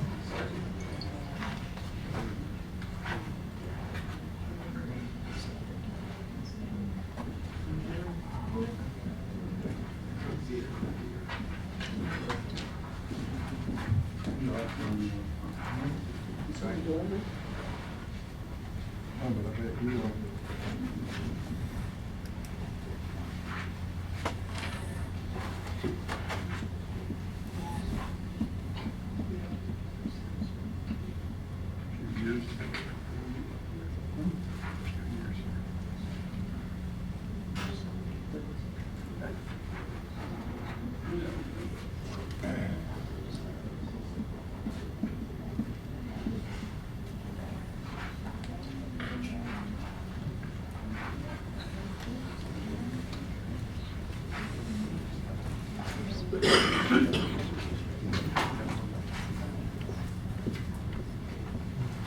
Okay, I believe we're ready. Feel free to start. You may start. All right, good afternoon. My name is Tim Fish. I'm the South Florida principal for HDR. And on behalf of HDR and our project team, I just want to thank you for the opportunity today to present our qualifications and our approach to providing professional services to the Port of Palm Beach. Throughout our presentation today, we're going to go through a number of things that we feel differentiate us from the other teams you're interviewing today, and what makes us the best fit for the Port of Palm Beach for all three of the contracts that you're considering for selection today. First, we're going to start with our unmatched experience. At HDR, we do provide a full-service ports and maritime design and planning firm. As you can see from the map there, these are all deep water ports that HDR has performed services similar to those that are required here at the Port of Palm Beach. As you can see through our practice, we've gained a number of specific skills and scopes of work that we can perform, again, to meet the need of any of the contracts that you're considering here today. Just a couple we wanted to point out specifically. Down at Port Miami, we actually did their wharf strengthening program.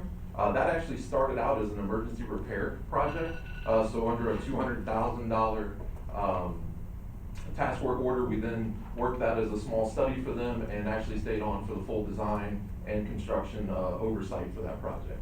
At Port Everglades, we're currently the design engineers for their Slip 1 expansion.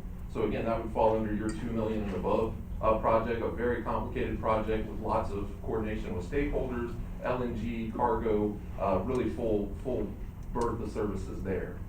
Next, I'll point out Port of Tampa Bay and Jacksport. These are two ports where we currently provide on-call services, so your $2 million and under for the CCNA requirements. We perform that work currently for Jacksport and Port of Tampa Bay as well.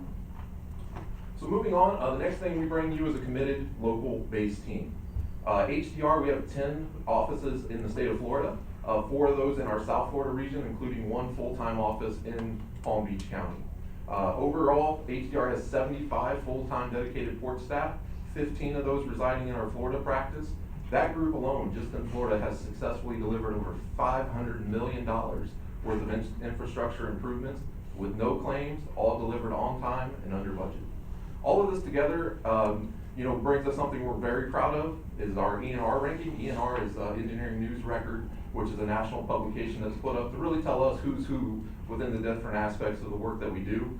We've been ranked number 6 in ENR's latest rankings, and we're very confident that's going to continue to go up in the years to come. So again, our team is only as good as the leader that we put up in front. Our contract manager for this was a no-brainer for us to select Josiah Berg, who brings to the Port of Palm Beach 17 years of industry experience. And what really makes Josiah the perfect fit for you here is the diversity of experience that he has and will bring.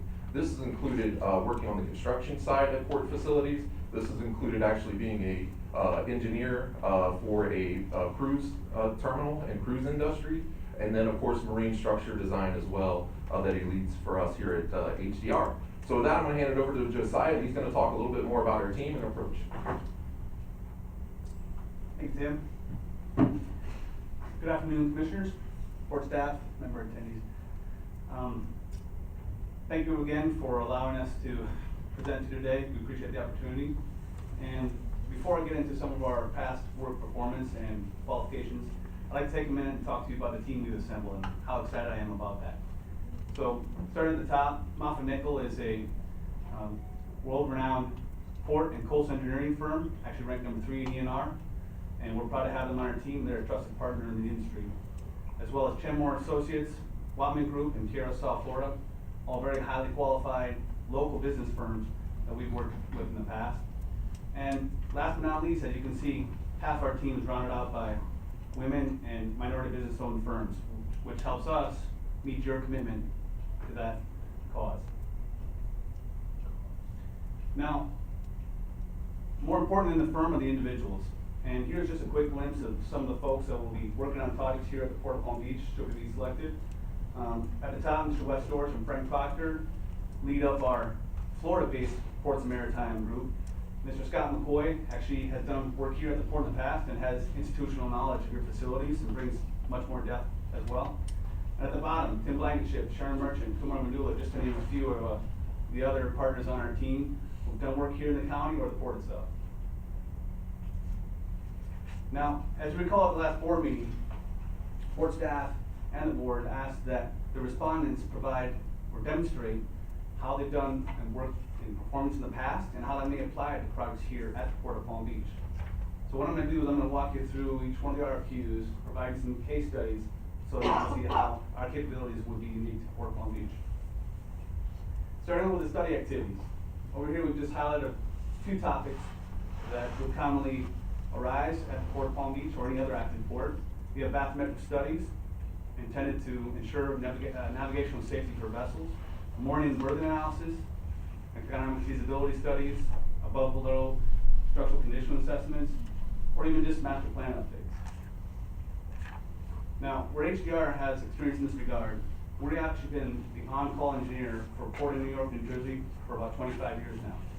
And in addition to a number of services provided over the years successfully, we've done strategic planning, operational planning, economic feasibility, logistics forecasting, all intended to update their master plan through the year 2060. So what makes us unique in this regard is that HDR has a very good understanding about design, construction, and permitting that helps us compile all the aspects of a capital improvements plan or just a master development plan. I'm hoping to bring those services to you. Next up, for projects under $2 million of construction, we took a look at your capital improvements plan and identified a project called the Encore Rail Expansion Project. Now, just taking an example, we highlighted a few of the elements that could be employed in this project, such as a potential new intermodal transfer facility to increase optimization of operations, additional trackside staging zones or switching and signaling enhancements, or even just repurposing of some underutilized areas or redundant structures. Now, where our team provides service and experience in this regard, actually HDR and Moffitt Nickel, one of our prime partners on this team, were selected by the Port of Long Beach for a $250 million redevelopment of their Pier B rail facility.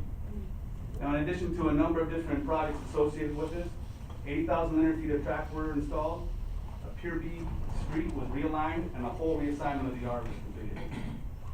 Now, what was interesting about this project was the port's green port policy that required HDR to look at some innovative design solutions to help not only reduce construction costs, increase operational efficiency, and reduce impacts to the environment.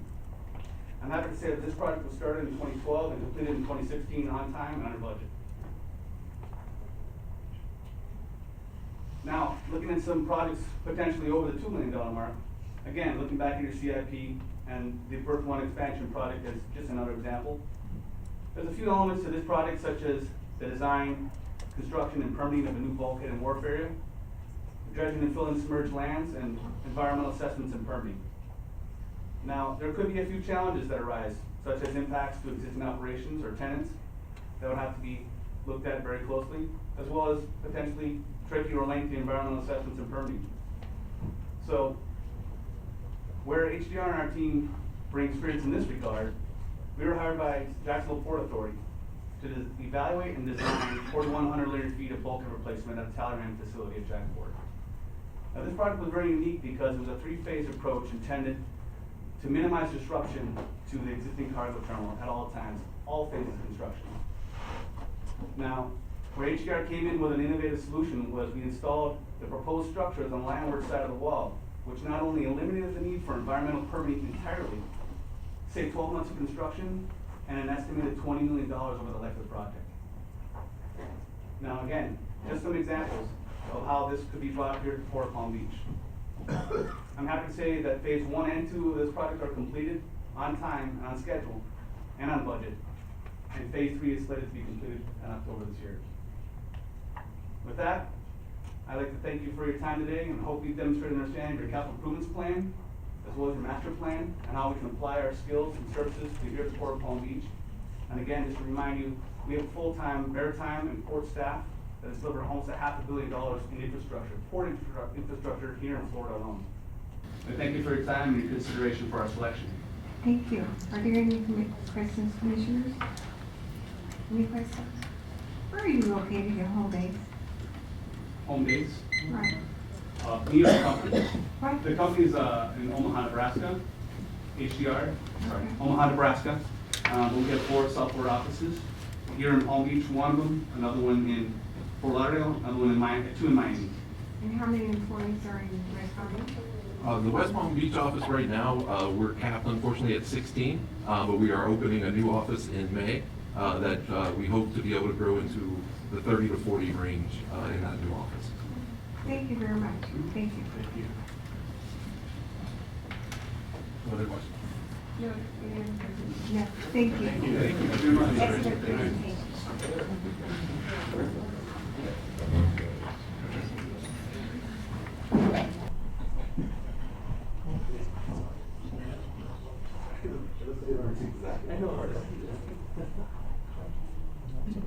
And finally, we have HDR. They're on their way. I'm sorry, my bad. I was looking at the slide. We have Kinley Horn. They're on their way down the hall.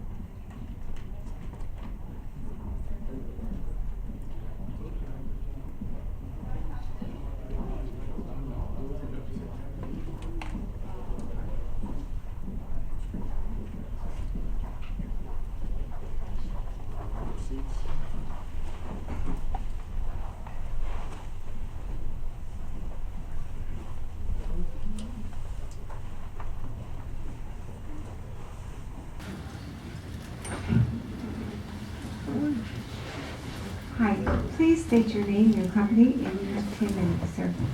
Thank you. My name is John Atz with Kinley Horn & Associates. Good afternoon or evening, as the case may be. I realize it's been a long day, so we're going to jump right in. As I said, my name is John Atz. I'm the president and CEO of Kinley Horn. I'm based here in West Palm Beach, and I've actually been a resident of Palm Beach County for almost 20 years. In case you happen to not be very familiar with Kinley Horn, let me give you a quick overview of ourselves, and then we'll do more about our team. We started as a firm in 1967, immediately opened an office in West Palm in 1968. So we're celebrating 50 years here. So we've long-time residents and participants in the community. We have over 130 employees right here in West Palm Beach, and then other employees in Palm Beach County. I mention that not so much because of the number of folks, but because of the resources that we can provide locally and the responsiveness that we can do through that. We're fortunate to be listed on several forms of recognition, but one that we're proud of is best places to work, and one of those is best places for workplace diversity.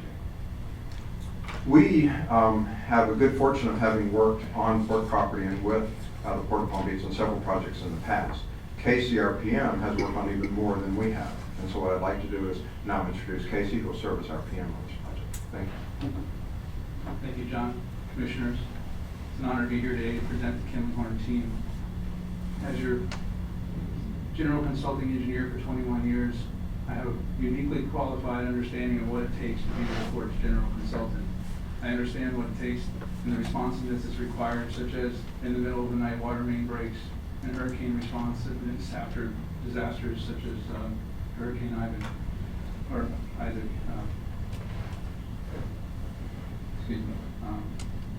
This requires a substantial amount of specialists, the types of capital projects that are in place, including ports and maritime industrial specialists.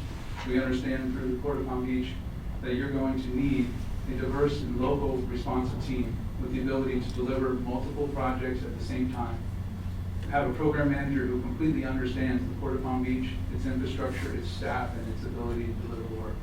And a team with the ability to support the capital programs such as maintenance, emergency repairs, and big and small projects. This needs to be done with in-depth, in-house resources and a diverse amount of sub-consultants. I'm proud to present to you the Kim and Horn team. This is one, based upon my experience, I believe is the right one for the Port of Palm Beach.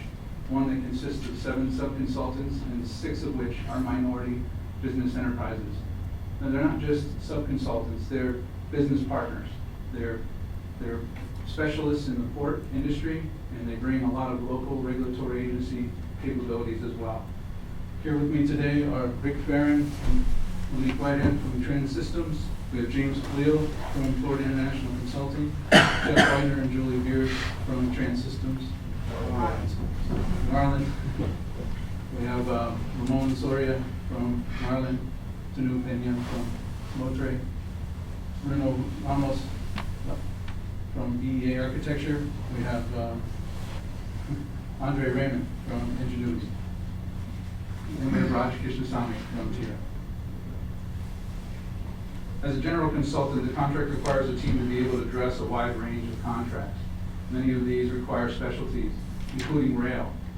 Trans Systems recently just completed with the FDOT a Port of Palm Beach rail study. We bring that to the team with strong capabilities in that area. We're recently meeting here today on the inland port. This is a vision of the Port of Palm Beach moving forward. Jeff Wagner from Harlan Engineering was involved while at the DOT working on the inland port projects, including the US 27 study and the rail studies. Underwater inspection is important with some of your aging underwater facilities. Marlin Engineering and Kinley Horn both provide that capability. Marine infrastructure and dredging is another design requirement. Both Marlin and Kinley Horn bring that. Environmental permitting and regulatory. This is not just a regular environmental process. This is marine specialty. This takes specialists who understand how to complete environmental permitting at a port in an active port facility. Moving forward, you have growing cruise passenger capabilities with the cruise terminal and the passenger boarding bridges. We bring to the table a world-renowned architect in Bruno Elias Ramos, who has done many projects from Port Miami through Port Canaveral. We can help you with your passenger boarding needs and the flow of passengers through your terminals. In addition, with the growing cruise passenger needs, you have the parking garages, and Kinley Horn and Bruno bring this capability strongly to Port of Palm Beach. Master planning. 4 or 5 of our consultants are master planners, not just master planners, port specialists and master planners. And finally, site design and utility. All of our partners bring site design utility capabilities, including Martre, Ingenuity, Kinley Horn, and many others. As you can see, a project with this many categories requires a diverse skill set of specialists. And this requires the Kinley Horn team to have a deep bench. Through this diagram here, you can see from marine structures all the way through site planning, we have a check mark, not just 1, but 2 in many categories. Everybody you see in orange are minority business enterprises, and we have the depth and the bench strength to pick and choose and categorize to maximize the capability of our minority participation on these projects, as well as bring the quality capabilities of our marine specialists to you at the Port of Palm Beach. Kinley Horn is committed to minority participation. As a matter of fact, on contracts that include minority participation, Kinley Horn has not just met, but exceeded those goals by in excess of 50%. We bring those opportunities and that commitment to you at the Port of Palm Beach. But separately from that, contracts also consist of the capital program. 10% are only design contracts. 90% consist of the construction contracts. We have the experience and the knowledge to help you working through your lawyers, yourself, and your staff to grow your construction contracts to improve and grow your minority participations to get the additional 90% of the construction money to spread out the minority participation as well for the port and help you meet further goals. You asked us to present to you on several projects, including projects that we have similar to those here at the Port of Palm Beach. I, as your project manager, did the Southgate Warehouse. This was a former shopping center. It was underutilized land. It improved the tenant access to the port by adding an extra gate, and this project was completed on time and under budget for the capital program. And adjacent to that, the Southgate Cargo Project, most recent I've been involved as well, was a former vacant parking lot that's now a revenue-generating cargo yard. This was also delivered on time and under budget. Separately, Kimley Horn just recently wrapped up the City of West Palm Beach's infrastructure and streetscape improvement project here at Tamarind Avenue. This was a neighborhood impact project with heavy utilities and the improvement of streetscapes. But the most success of this project was that this project was significantly completed under budget because of our partnering with the client and the contractor to value engineer this project during construction, changing the paving plans and coming up with creative solutions for saving our client money. So let's talk a little bit about the benefits of selecting Kimley Horn. I think there are many, and I believe there are many, from our local nature to our broad depth of service and our skill sets in ports and maritime industry. We bring local expertise, and with that, you get unmatched responsiveness. We have sub-consultants within 2 miles of here. Kimley Horn is a short distance drive away and 8 miles, and we are looking at being able to provide you unmatched services. We have team diversity, not because of the partners that we brought on board, but because the partners have skill in the port and maritime business. And from there, we give meaningful opportunities for minority and women business enterprises to participate on our contracts. Program management experience. I've worked throughout the state of Florida at various ports. I've worked throughout the Caribbean on various ports. I bring with you a broad port experience to help you move forward with the challenging projects. And Port of Palm Beach knowledge. Continuity of partnership. This continuity partnership is because our sub-consultants have worked here at the Port of Palm Beach. They've worked at your partnering ports. There is no learning curve for the Kimley Horn team. We will come in and start your projects immediately. And company size, as our president has mentioned before. It's not about the numbers, but it's about the depth of staff and our ability to find who you need to respond from our partners as well as within Kimley Horn. I've been here since the very beginning of my career. I've seen this port grow. I'm very proud to be part of this growth and my growth as a result of this port. I wanted to put together a team that I believed had the same passion for the Port of Palm Beach moving forward. A team that believed that quality service and responsiveness and bringing in the skill and the in-depth expertise of the Port of Palm Beach and their other ports to you. This is the team, the Kimley Horn team, and we ask you today to select the Kimley Horn team for your success in the future. I have a bunch of people with a lot of experience, and I couldn't hit it in a period of time, and I want to open it up for questions and answers so I can have an opportunity to share some of the great experience of our team. Thank you. Any questions? Yes. Is there one member of your team, I think she was here at our last meeting, she gets stuck in the elevator. Yeah, I just didn't know, what's your expertise? Civil engineering design, and we also do site planning, permitting, feasibility study, cost benefit analysis studies, general engineering design. Okay, and you're a Palm Beach County resident too? Yes, sir. Okay, thank you very much. Madam Chair? Yes. That's a nice ring, doesn't it? Yes. Yeah. My mind, I was looking No, at no, that. the Madam Chair has a nice ring too. Mr. Long, always a pleasure to see you. Thank you. You've done a lot of wonderful work here. Would you please go back to your matrix of services? Yes, sir. It is my belief that all of the entities that are presented, and you're the fourth and final, I don't know how you pull that one off, but all of the entities that presented are capable of doing work. That's my belief. And at the last meeting, I and my colleagues, some of my colleagues were very strong in saying that with the knowledge that everyone can do the work that's before us, it's going to be very important that we see a strong team comprised of minority and women. And when I look at them, and it seems as though, I believe you have done that. When I look at the matrix of services, under Kimley Horn, there's a check by, Kimley Horn is a big box, big entity. I see a check by almost every area. There are 3 or 4 where there's no check. We just heard a civil engineer just spoke and said hello. But Kimley Horn can also do civil paving, civil drainage, civil water and sewer. My concern is the dollars. When it comes time to choose which entity on your team is going to get the work, help me understand why Kimley Horn will not keep most of it to themselves, because you have projections and financial goals you're trying to meet. Help me understand why it will go to the entities that are to your right, to my left. Well, first of all, and thank you for the question. First of all, I believe that not all engineering firms are necessarily created equal when it comes to the ports and maritime world. There are port specialists who understand the operations of the port. They understand how a port flows and functions, and they also understand the wheel loading. For instance, out there, you can't put a DOT structure underneath of a container unit load. They're going to have problems and structural failures. So not all engineers in the port world are created equal, because they need to understand port operations. We put together a team that has the vast majority of that capability.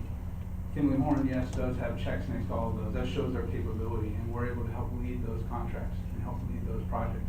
But we have partners here that are also capable, and we want to partner with the Port of Palm Beach to make sure that we're putting together the best quality team and the most efficient team for the Port of Palm Beach to complete these contracts. For instance, Firth number 1, marine expertise comes with Kimley Horn and Associates and myself here at the Port of Palm Beach, but I also have Julie Beers who can assist me as far as doing maybe quality control. Any upland work can be done by a sub-consultant such as Tanu, doing site civil design. We have construction phase services that are going to require construction support. We have sub-consultants with those capabilities. On the design side of things, we can partner up and we can take the construction role on various projects. It's a matter of whatever task is put in front of us, we need to understand the best team to deliver the project. You have developed a great team. I need to understand, at the end of the day, help me understand that Tanu and others here will get the work and Kimley will keep it for themselves. You have a team here. I don't want this, if this team is selected for one or more of these, I don't want this team to go hungry and Kimley Horn to be fat. You have beautiful faces with high qualifications here. How do we know that that the members of your team that are here, at the end of the day, will share in the benefits of an award should Kimley Horn get that award? If you don't mind me adding No, value again, John Atz, President Kimley. Glad you're here. A little bit about our culture, okay?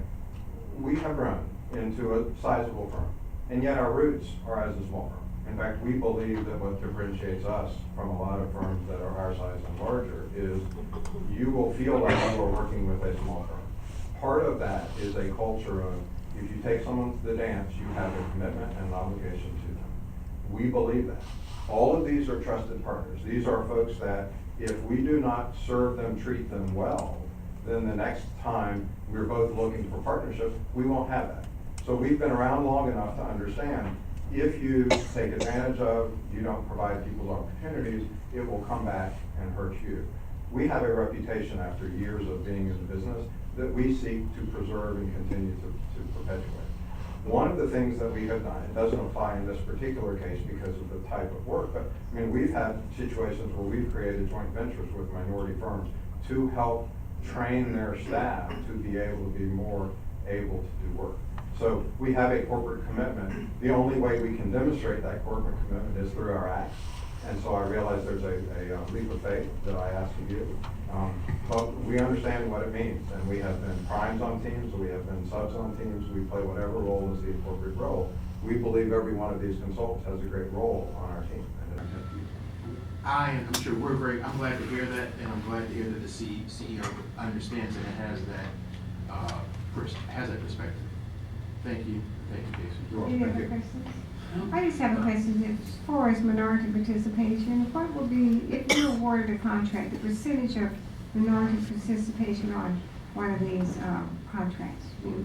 Unfortunately, it varies from contract to contract. For instance, if you had a passenger boarding bridge contract, we have Bruno Elias, who's a minority enterprise. A vast majority of the work on that type of contract is going to be going to an architect and the MEP firm with James Khalil, and another minority participant. So that kind of contract. When you get onto a different contract, such as a task order associated with driving cheap aisles and the marine side of things, those percentages will be a little less because we're dealing with different perspectives and different types of work. So it's going to vary. I wish I could give you an exact percentage, but we are committed to keeping our minority partners and our other partners involved in all of the projects. Any other questions? Thank you. Thank you. Now, we have a comment from the, Mr. Baker, you have some more comments? No, ma'am. We have a comment on this item from former County Commissioner Priscilla Taylor.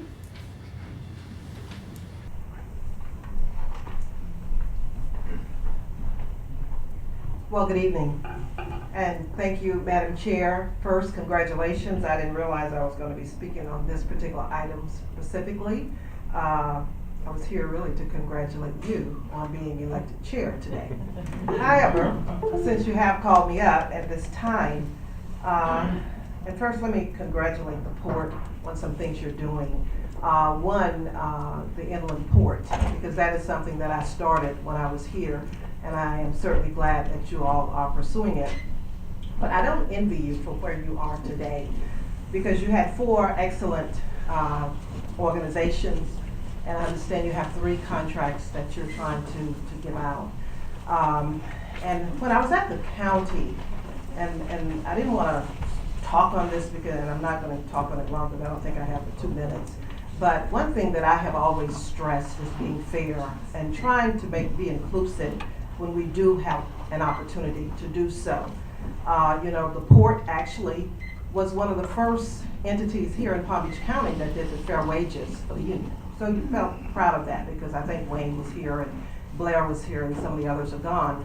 So I would just like to, today I know you have a big decision to make as you work toward this with the engineering firms. But I know you have an opportunity to perhaps include a minority firm as a prime, which is something that we don't do that often here. When we had the disparity study, that is something that I started when I was at Palm Beach County, and we got it back this year. And not to say that the port had disparities, because I know that the port works fairly and inclusive. However, if there is an opportunity to be inclusive as you do this today, I certainly would encourage you to do so. So I'm just honored to be here. I love the port, my first political position, and I always say this is probably the best one that I've had. So thank you. Thank you very much. Mr. Picken, I go back to Carl Baker. Mr. Picken, now, I guess we will take each engineering firm, each area individually, and then vote on that particular company. Each type of contract, then vote on that contract, receive the results, and then we will go to the next. Am I correct? Carl has worked very hard on this and understands it really, really well, and I know he's prepared to take you through this. So I don't want to throw a monkey wrench into his presentation, and this is kind of his baby, so. Okay, go on. Commissioners, I believe the easiest way to do this is probably, this goes back to Commissioner Richards' question, start with the chart that says work of a specified nature. Fill that one out, and then just work your way down to the other 2. And do everything. Fill out all 3 forms. And then Denise will come over, pick them up, and then we'll pop a spreadsheet up on the screens, and we'll add everything up live. I guess my question is, wouldn't it be better for us to do each one individually and then determine then their score and then find out the selection process and then do the next one and then the next one? I think that would be the fairest way to do it. You mean by category? Category. Do one category, then select the company, then we will submit our next form, then select the company, then our third one. I think that's the best way to do it. How do you do it? I'll third that. Yes. So I guess we'll Chairwoman. start with work of a specified nature, Mr. Baker? Yeah, that would be just And outstanding. then after we score, then we will go from there and then receive the results and then go to the next engineering conference. As you would. Thank you, sir. That works.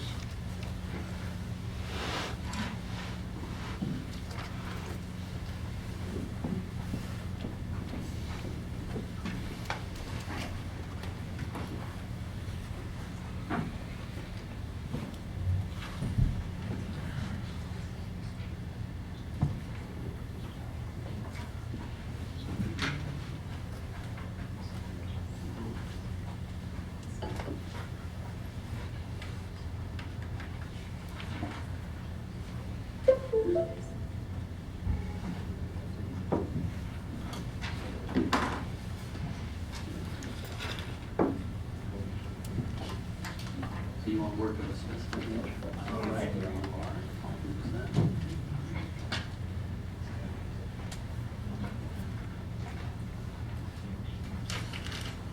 I'm sorry, this is right to You're still trying to act.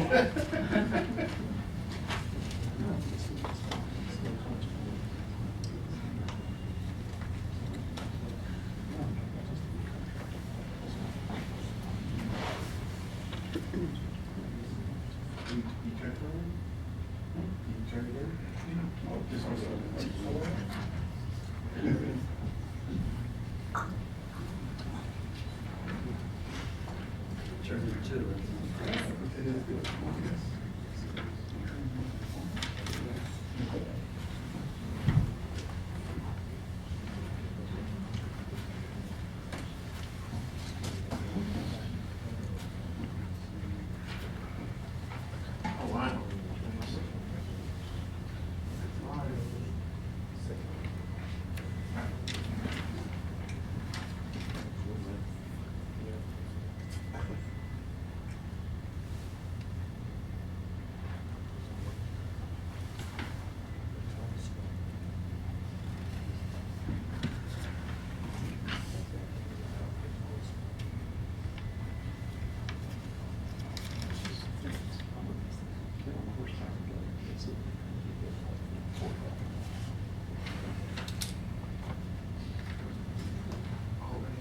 I didn't know my name.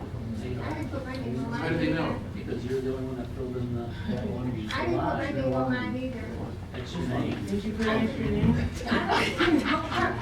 Right? I just voted, but I voted mine.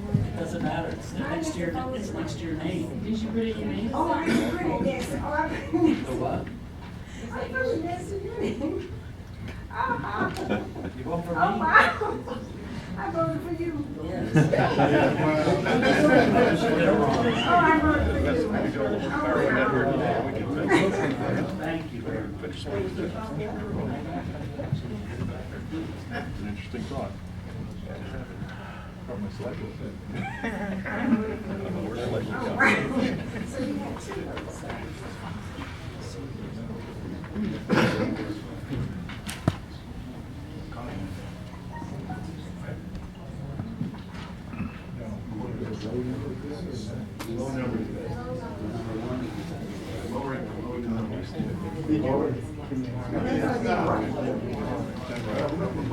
you had two votes. This is not blind. This is not blind.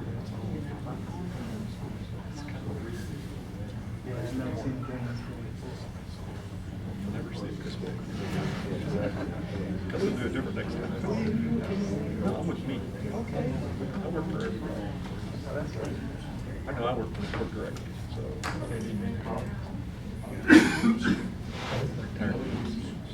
Everybody's here. Jacob's doing. Commissioners, so for work of a specified nature, the first place company is Kimley Horn. The second place company is Bermello. The third place company is EC Fennell. And the fourth place company is HDR Engineering. Okay. Next.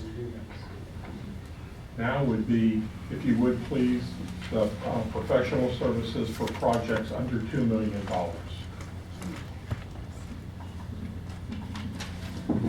They are.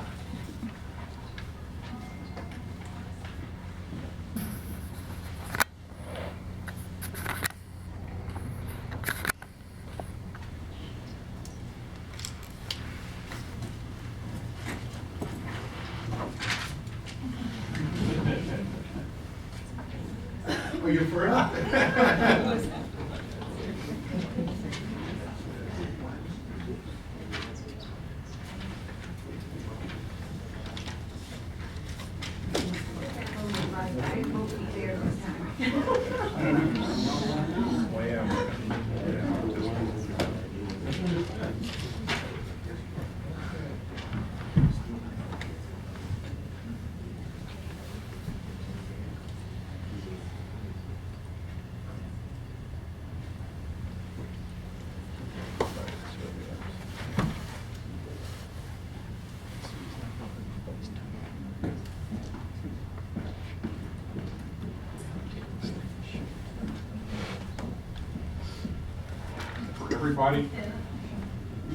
For everybody out there who thinks I'm typing slow, you can have it fast or you can have it bright.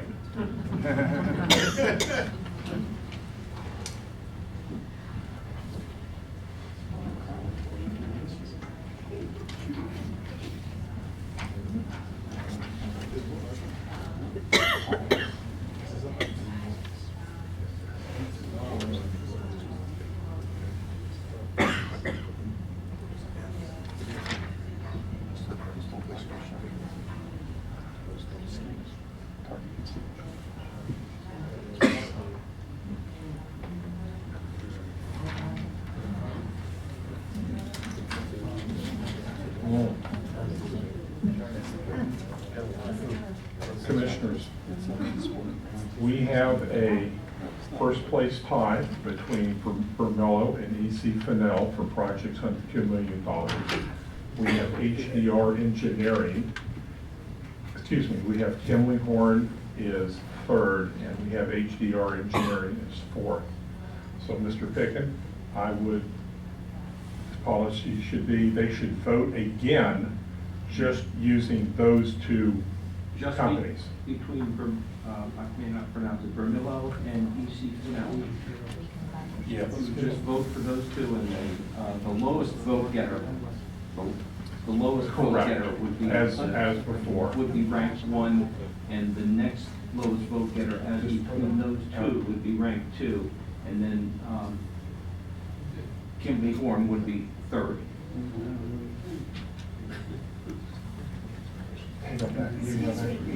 For clarification, Mr. Pickens, so we are voting between the top Vermillo two. and EC Fennell, those are the only Thank two you very companies much.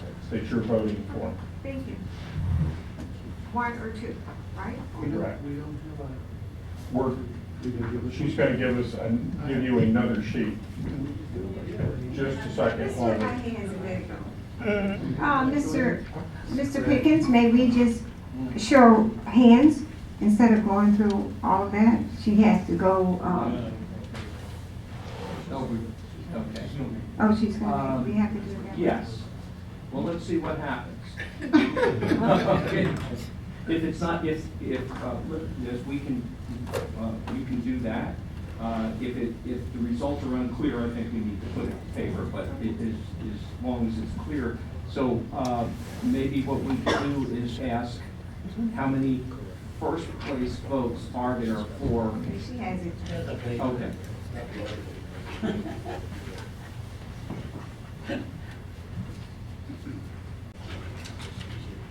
And I did not vote for you this time.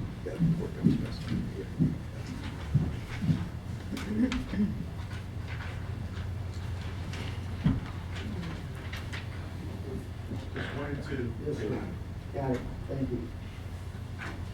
These are yours.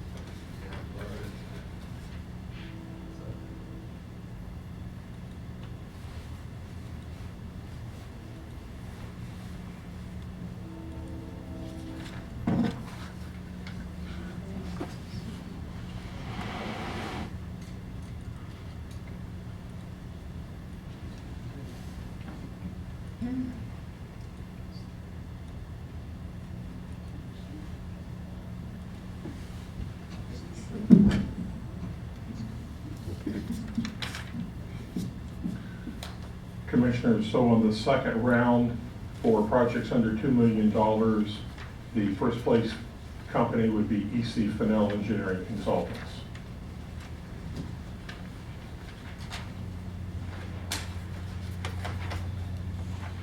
And if you would please, the third and last time would be your selection for engineering services.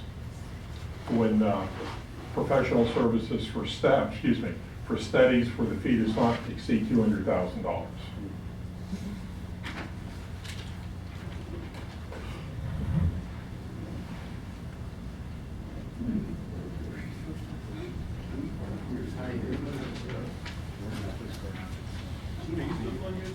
Yes.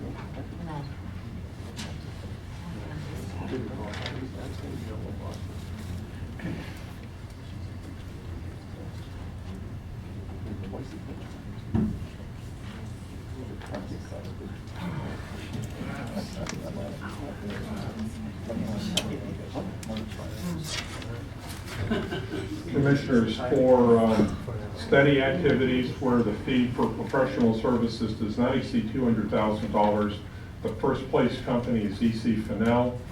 There is a tie between Vermillo and Kimley Horn, and in fourth would be HDR Engineering. And then that concludes the scoring portion of. What you need? Oh, excuse me. I'm sorry. For second place. Okay, take it back.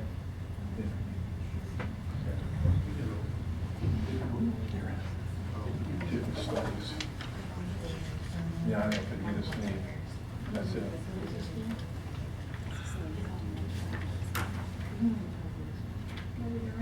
Second place. You're saying for second place, we need to vote over for second place? Correct. Okay. There's a tie for Thank you, second. sir.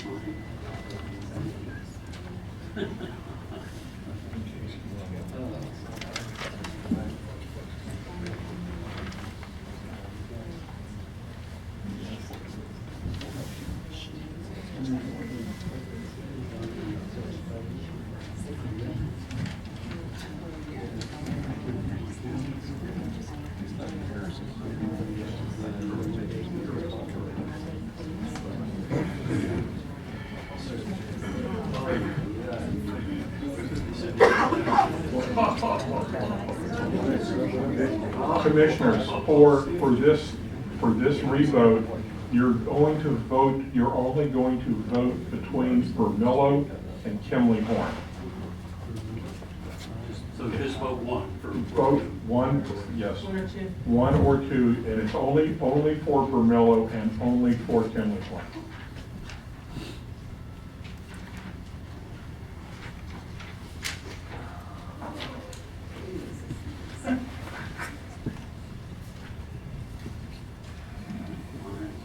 Somebody's aspirin up here.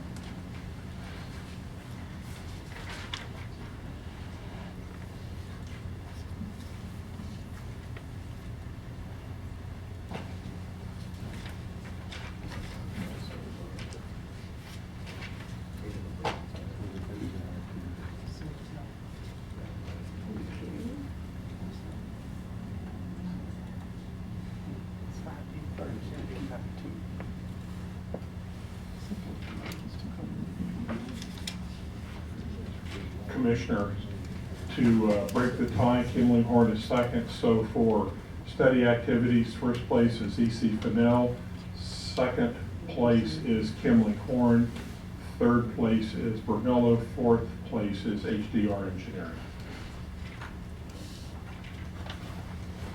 Thank you. Any questions, commissioners? Any comments? Okay. Madam let's go Chair? further. Yes, we need a motion to accept. And to allow the executive director to engage in contract negotiations with the selected companies. And if he's unable to reach an agreement with the first place company in each category, he's authorized to begin negotiations with the second place company. Thank you. I need a motion. So moved. The motion has been properly moved in second. All in favor? Aye. Motion carries unanimously. Thank you. Thank you. And I would like to thank all of the companies who decided to take their time out to come to the Port of Palm Beach. We appreciate your interest in the port, and hopefully the companies who were selected will be, you will hear, Mr. Mayor, you will talk to them today, is that right? No, through the week. Oh, through the week, okay, because someone said after the meeting was over. Okay, thank you very much. Let's continue. Now I have comments from the public.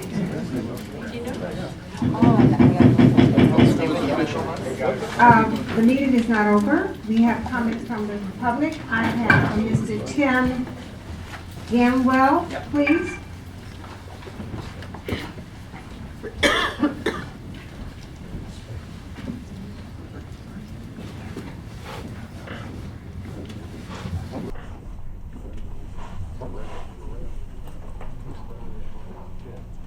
Good evening, commissioners and port staff. Just want to say thank you. I'm from the Guatemalan Maya Center.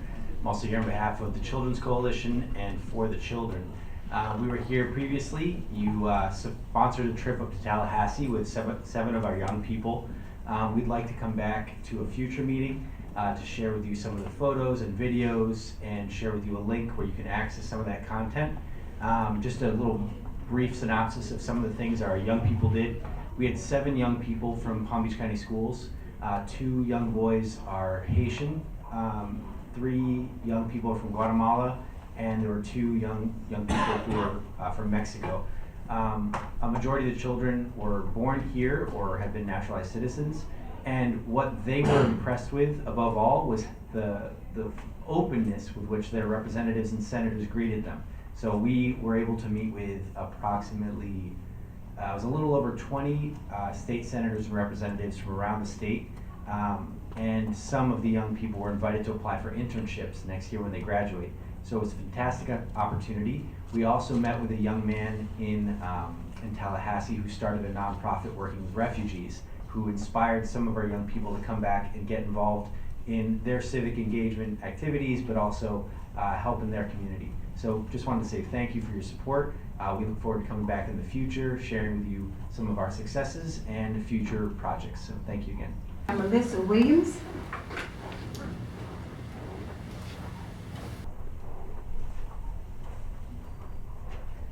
I have a few things for you guys. Can I pass them out now? Yes. Okay, sure.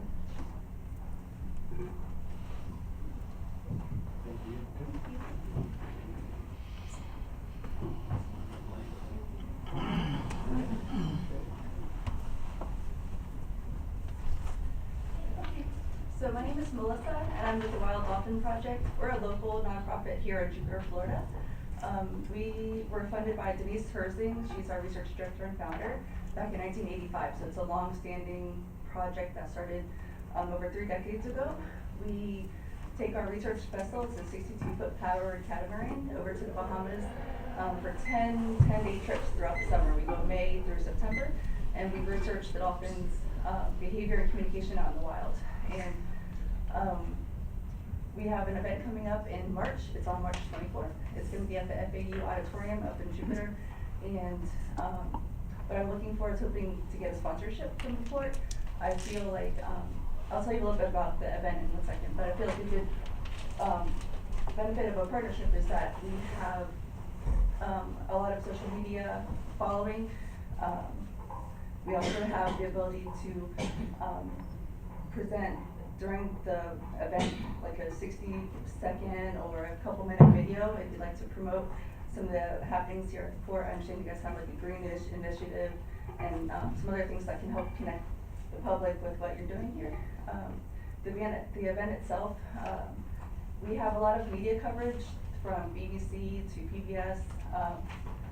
Nat Geo's come out with us. We have a lot of national coverage, and more recently we had PBS come out with us last summer during one of our research trips, and they're promoting their sorry, you guys have me nervous. That's okay. We're doing a premiere of their Changing Seas episode where they feature our work and they cover it. And so we're going to premiere that show at the event, and we expect to see about 500 people in the auditorium for that event. People, local business owners, the general public. We have some students coming out with us for like local interns and high school students, as well as supporters that support our projects from all over the state will be in town. So I feel like as we promote our work, we also like to showcase our home port, since we clear customs through here throughout the summer, and just kind of have opportunity to show our audience the work that we do, but also show other happenings that are right here in our own backyard. Which I'm sure that, go on, Commissioner. Are there any, this might be a stupid question, but are there any dolphin actually close by here? A lot. Close by here? A lot, and the intercoastal especially. But the dolphins that we research are primarily in the Atlantic, so they're the Atlantic spotted dolphins. But here on the intercoastal, there's dolphins everywhere. In fact, we some of our Florida work we do in the off season. So the Bahamas we go May through September, but in the off season we do like local day trips where we survey these dolphins out here. But that's not our primary study, but it is an aspect of what we do. Do they migrate to the warm water or not really? Not really. You would find that the intercoastal dolphins stay here in their own little community. The dolphins that we research are, we clear customs over there in West End, so we go a little bit north of there, like the Sugar Stands area. And so that's our primary study site, as well as Bimini. So that's our primary study site, but we do study these dolphins here too, and there are a number of them. My understanding, you're asking for sponsorship for your project on the 24th, which is an educational research project for children in the area? Not primarily for children, it's going to be for the general public. Okay. It's an annual event that we put on where, for example, like our research director, we partnered recently with Georgia Tech to work on some underwater wearable computers, so we can work with the dolphins for two-way communication. Okay. So like he would be a speaker we would have for maybe next year, where we want a more technical talk. This is more to showcase the Changing Seas episode that's going to feature our work. So just while we have a captive audience, it'd be great to have something else that we can show them. It sounds wonderful. So if you would be kind enough to submit your 501c3 and all of your documentation to our clerk, Okay. and then we'll have a chance to look at it. Okay. Thank you very Thank much. The next person is, I have a Pierre Carson. Pierrette? Pierrette? Yes.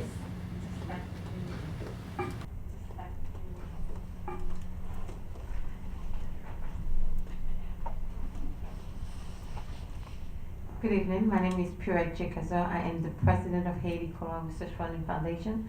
The reason I'm asked to speak to say thank to each one of you that voted and that donate the money. I will be traveling the 26th of January, that will be next Friday, to United Nations from the 26th to the 7th. However, I cannot complete it to the 7th, but I will be traveling the 5th and be in Malaysia to discuss the housing issue for the homeless here in Florida, as well as other parts. And then from that point, once I return back to Florida, I have made several arrangements, and our foundation select Commissioner Waldron to speak on the behalf of the environment. Once again, thank you very much, and looking forward to work again with you guys. Thank you. From the commissioners, Mr. Commissioner Richards? Nothing additional, thank you. McHarker? Just one thing, Madam Chair. I'd like my colleagues to put on the next agenda the issue of the Office of Inspector General again. I've spoken with a number of groups who would like to come to the port meeting and express their feelings about this. And so if it was on the agenda, I could tell them they would not be wasting their time, but it would be on the agenda and they would have an opportunity to address you. Thank you. Commissioner Sickler? Commissioner Walden? Thank you. Okay. I have no problem with things on the agenda, because, at the end of the day, we will make the decision anyway. So when something's on the agenda, I have no problem. Our next meeting will be, Thursday, February 15th, 2018 at 4 p.m. Meeting adjourned. Thank you, gentlemen.